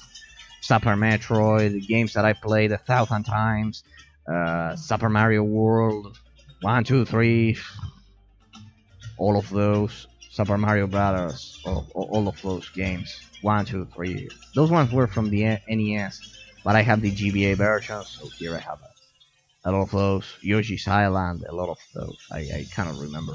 I cannot show you the collections here, so I'm just showcasing this. Sega Dreamcast. Yes, there's one emulator which you can use, and it will be incredible, because this emulator upscales all of these. Upscale not only the external resolution but also the internal resolution for the games. And I mostly play Metropolis Street Racer here and Ferrari F55 Challenge with a modded version. So I use modded versions of the games to fix most of the issues present in the original versions. That these modded versions of these games that I'm commenting have been released mostly recently, and thanks to those, they've fixed a lot of issues. For example, in Ferrari F55 Challenge for the Sega Dreamcast, you get a third-person camera, because that game originally played only in first person, and I think it's disgusting. So they made the game playable for me. You can also get Ferrari F55 Challenge on the PS2, or the PS3 if you use backwards compatibility modding. But this is pretty much the best version, because it not only upscales the external resolution but also the internal resolution. This is the Sega Model 3, the arcade cabinet. This was a recent addition I did, because this one perfectly emulates with a joystick. Everything is with I use an Xbox One joystick for all of these. Daytona USA 2. I forgot. Here I will make one comment. You'll probably hate me for this, but I don't care. A lot of people say Daytona USA, the arcade cabinet version, is the best, blah blah blah blah. I have the arcade cabinet version on the Xbox 360, the HD version, which is the best, and I have the Sega Dreamcast version here of Daytona USA 1. The Sega Dreamcast version has a lot it's the definitive version. It has a lot of game modes. It plays just like a modern game, where you can choose a lot of circuits. It doesn't just have 3 circuits. It has a lot of features, and the controls, at least for this one, for this emulator, they are perfect. This is the premium version.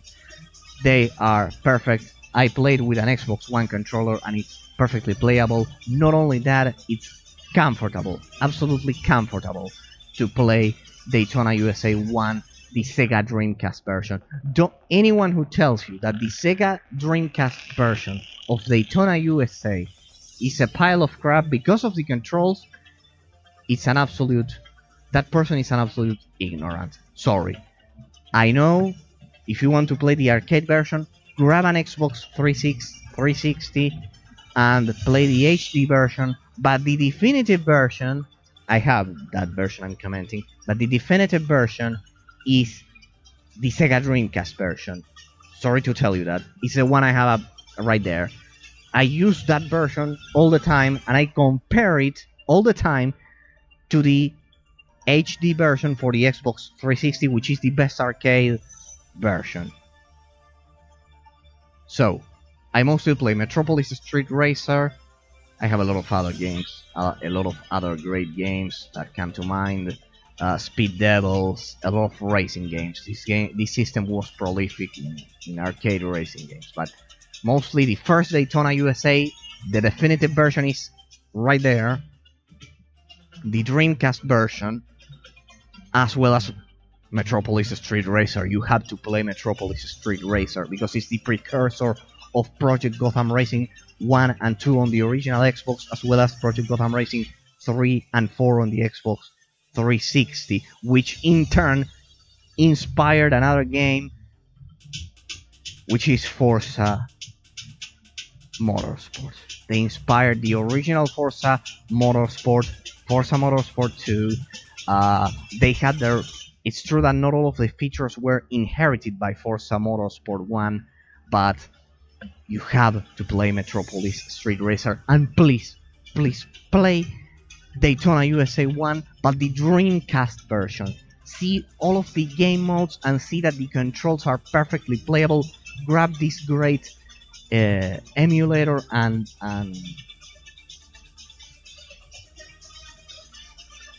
use an Xbox One joystick. I use a wireless Xbox One joystick on my PC, and it plays perfectly with the internal resolution enhanced and the external resolution, both of them enhanced. It's absolutely gorgeous. Well, that leads me to this. An arcade. This is a recent acquisition. This is an emulator for the Sega Model 3, the arcade cabinet.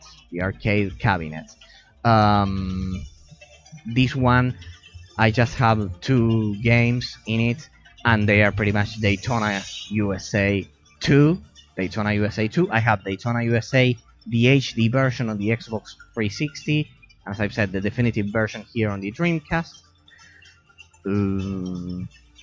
I also have, as I've said, Metropolis Street Racer, and here I have Daytona USA 2, and for God's sake, please, play Sega Super GT / Scud Race or Scud Race.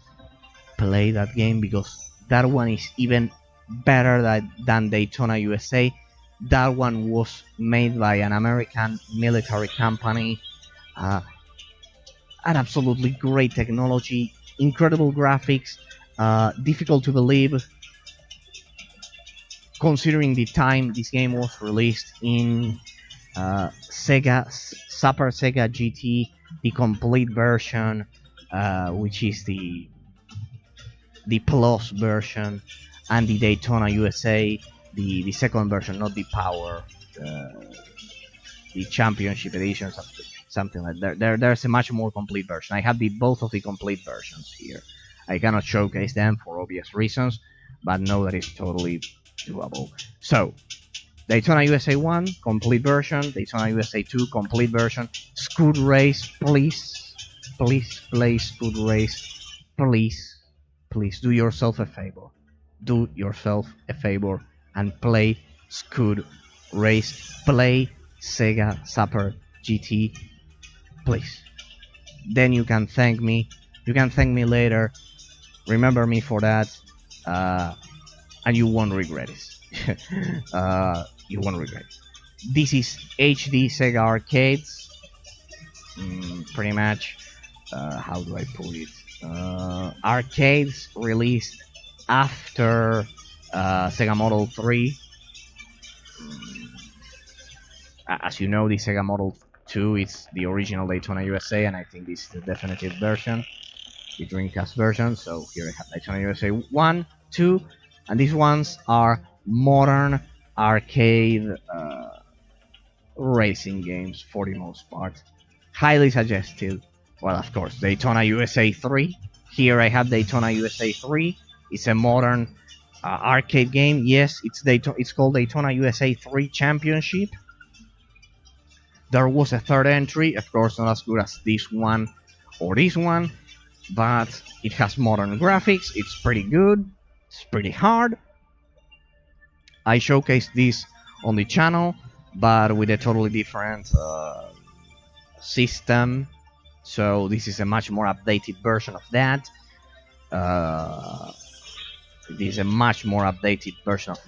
This one cannot upgrade the internal resolution because it's not the premium version, but you're still able to play a lot of great games.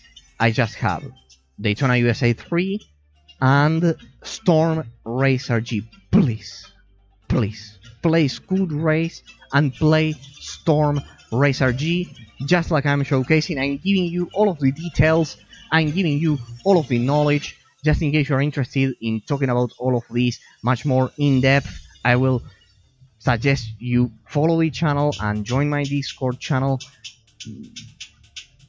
because I'll be able to explain you how it works much more in depth, but I cannot do so here. I hope you can understand.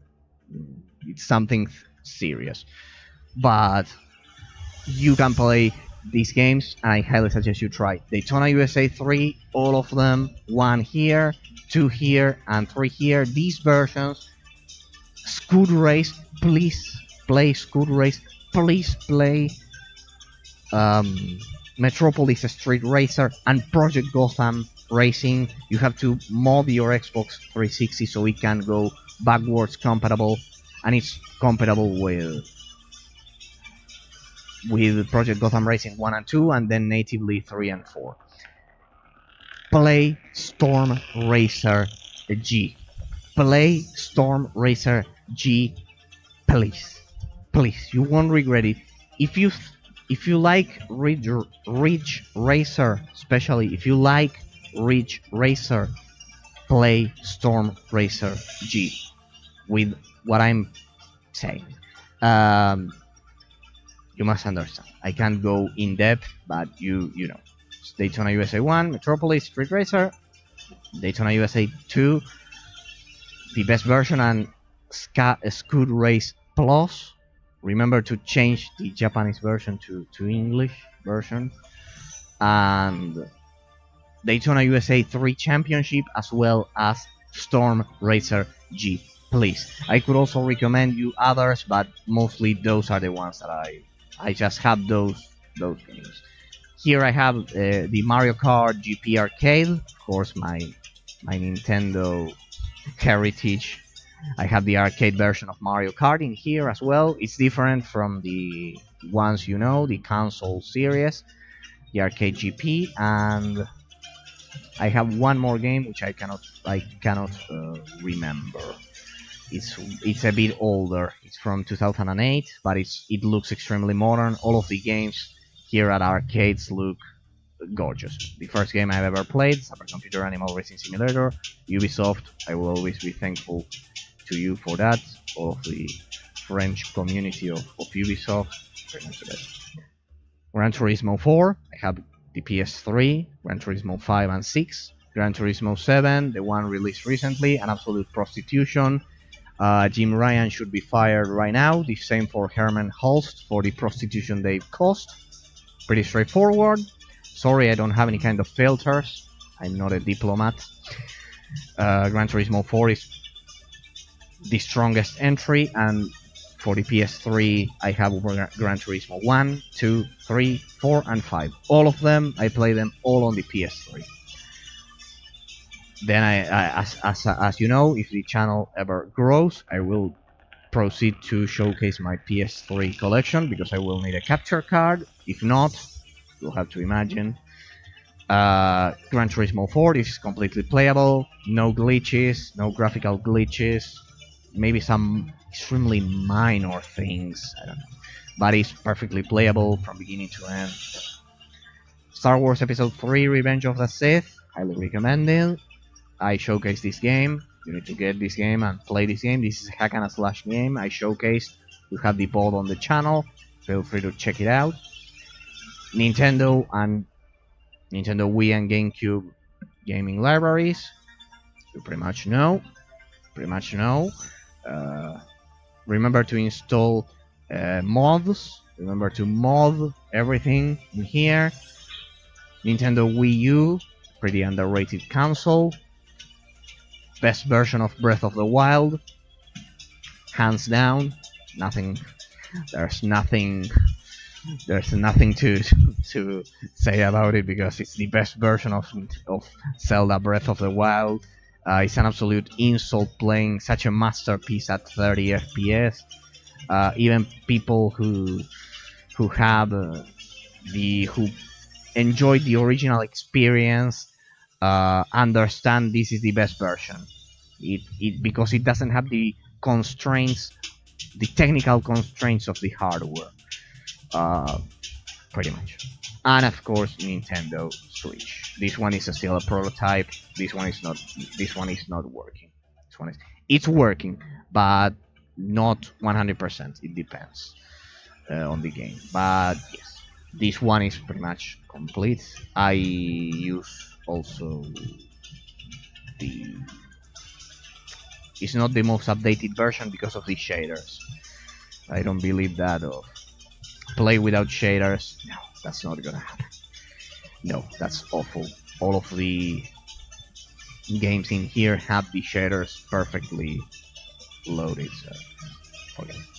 I'm not playing without shaders. I've followed this case from long ago, and no, the thing that they are suggesting right now to play without shader cache, without a shader cache collection, pretty much impossible. No, forget it. Good.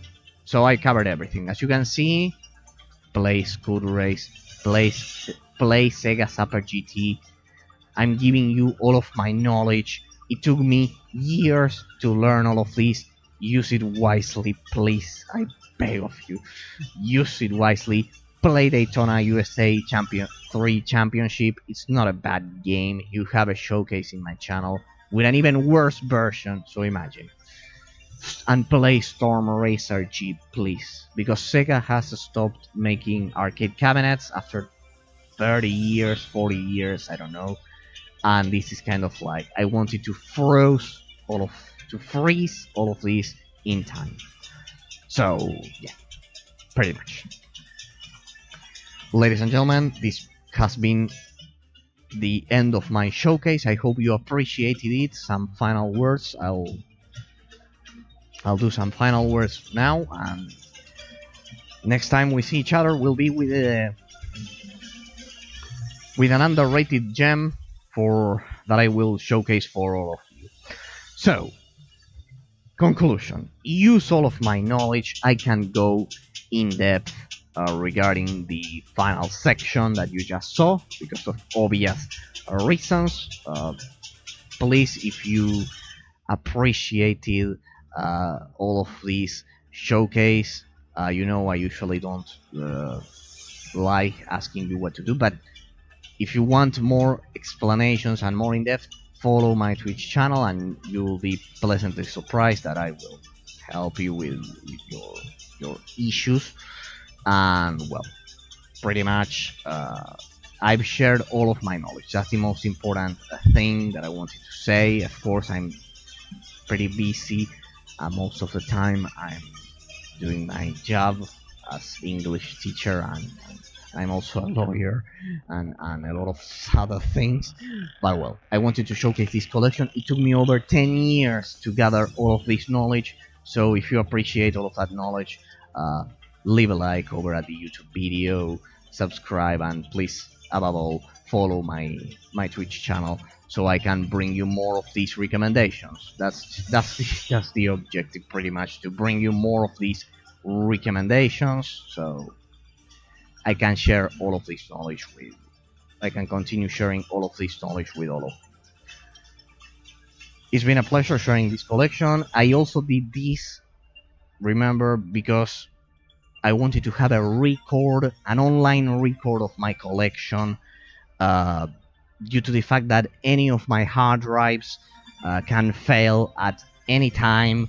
I know that's a reality. I could lose part of this collection. It's spread across different hard drives, but maybe one of them can fail, and while I would pay anything to pretty much repair it, maybe it's impossible and I'll have to fix that section of the collection. But well, I have a pretty similar collection to what you are seeing here on my Nintendo 3DS, on my PS Vita. All of them have backwards compatibility, so you can imagine. My Xbox 360 and my PS3. I don't like modern consoles. They don't have enough exclusives. Why would I get them if I have everything on PC? Pretty much, PC is my main platform, and also my portable systems, and the 7th generation is pretty special. Here I have the 4th generation, pretty much. Most of the PlayStation games have been remastered, and remember, my PS3 has backwards compatibility, so I have a lot of PS1 games. And the 5th generation, well, it was mostly remade because it aged poorly. For example, I have Ocarina of Time on the 3DS, Star Fox 3D, Majora's Mask, Crash, where is it here? Crash Bandicoot Insane Trilogy, Spyro Reignited Trilogy. The 5th generation is mostly covered. The Tomb Raider Anniversary Trilogy exclusive to the PS3, the 5th generation is mostly covered. Then the 6th generation, well, it's true that I have the Xbox games with my backwards compatibility. I have covered mostly all of the games that I wanted by now. My collection is pretty much complete. I'm just lacking Midtown Madness 2 and 3. Those are the two games that I played as a kid. No, I didn't play Midtown Madness 3. I played Midtown Madness 2 a lot, but I always wanted to play Midtown Madness 3, and I was never able to do so. I wish I could play Midtown Madness 2 here on PC. It's kind of like the only game I'm missing right now. I love that game so much because it was the second game I ever played, alongside Age of Empires 2. So I hope all of my knowledge was useful to you. I hope you understood what I usually say every night, that we are being sieged by a wave of ignorance and illiterate gamers. Please don't think I'm trying to insult people. It's an objective description. People who are objectively unable to tell the difference between a properly developed game and a pile of crap. Sadly, that's why we have millions upon millions of people saying that Fortnite is the best game of all time, that GTA Roleplay is the best game of all time, that Among Us is the best game of all time, and that they play all of those games, when here I just showcased for all of you during this week and the previous week that you have thousands of great offline options for you to play. Hell, I even commented the case of the MMORPG games. I gave you a lot of knowledge, so use it well. If you want to do me a favor, use it well. Besides following the channel, use my knowledge well. Use it to expand your horizons, expand your knowledge of the gaming industry, expand your knowledge about the different genres. I've told you about the space simulation genre, which is so beleaguered. For example, the tower defense genre that everyone remembers, Plants vs Zombies, and they don't know about the great games. They think it's a mobile genre, a genre dedicated to mobile games, and that's not true. The twin stick shooter genre, all of the offline arena games. I'm going to showcase a lot of these games, the gameplay for a lot of these games. I will continue supporting all of these underrated gems, but please, please use this series just as I'm using it to record my collection, just in case my hard drives fail. Use it to learn, to expand your knowledge about the gaming industry and play different genres. Play different genres. Don't just play third-person shooters. Don't just play a single genre. Play different genres. We use different parts of the brain when we speak different languages. My native language is Spanish, and I'm speaking English. When we just like that, when we play different games, we use different parts of the brain. It's a complex process that you will never be able to understand if you just play Fortnite. If you just play that pile of crap, you are missing a lot that the gaming industry has to offer. We've covered over 10 years of game collecting and probably 40 years of the gaming industry here, more or less, because these are mostly 3D, but well, there are a lot of remakes. We covered every single genre, so I hope I had a blast, and I'm sure you all appreciate it a lot. Well, I have my recording. At last, so I'm safe. If I ever lose my hard drives, I'll be able to remember what I have to do, as long as YouTube doesn't take down my videos. I hope not. But as long as my channel exists, I will have here my recording, my precious recording.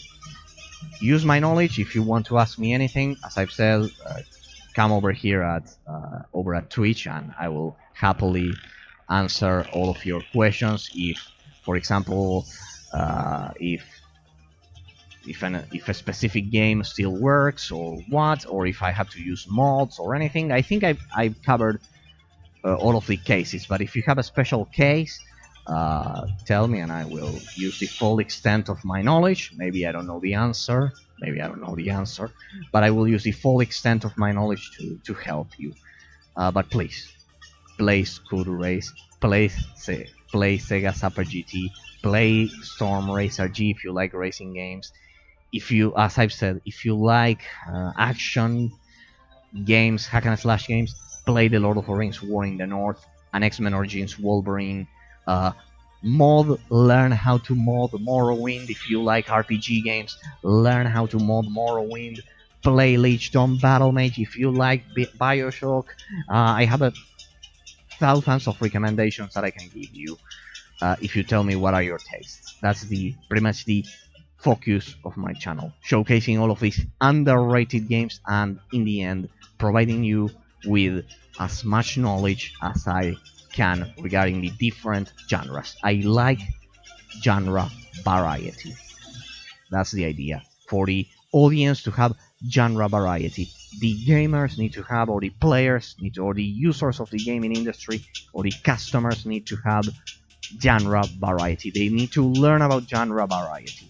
Please, especially for younger players, learn about genre variety before jumping onto Fortnite straight away and absolutely ruining your experience. That will just ruin your experience, even if you have fun, because you won't receive education regarding video games. I know it sounds weird, but that's the case. That's truly the case. Know yourself, know your tastes, but know that you have plenty of options for you to try. Don't just play one genre. That's my message. Ladies and gentlemen, I had a blast, and I have to go. I have to do a lot of things after this series of VODs. As you can imagine, I have a lot of work to do, so we'll probably see each other next week or on Saturday. I don't know, probably next week. And then I will change the schedule for the streams, I'll try to make them. I'll try to stream much more regularly as well. But well, this is a very important series of VODs for my channel, so just I hope you use my knowledge and just don't play one genre. So it's been a blast. I need to get something to eat as well. As you can see, I'm pretty hungry, so see you all on Tuesday. It's been my pleasure. Have a great night, and as I've said, see you all on Tuesday. Goodbye. Lord Eraser out.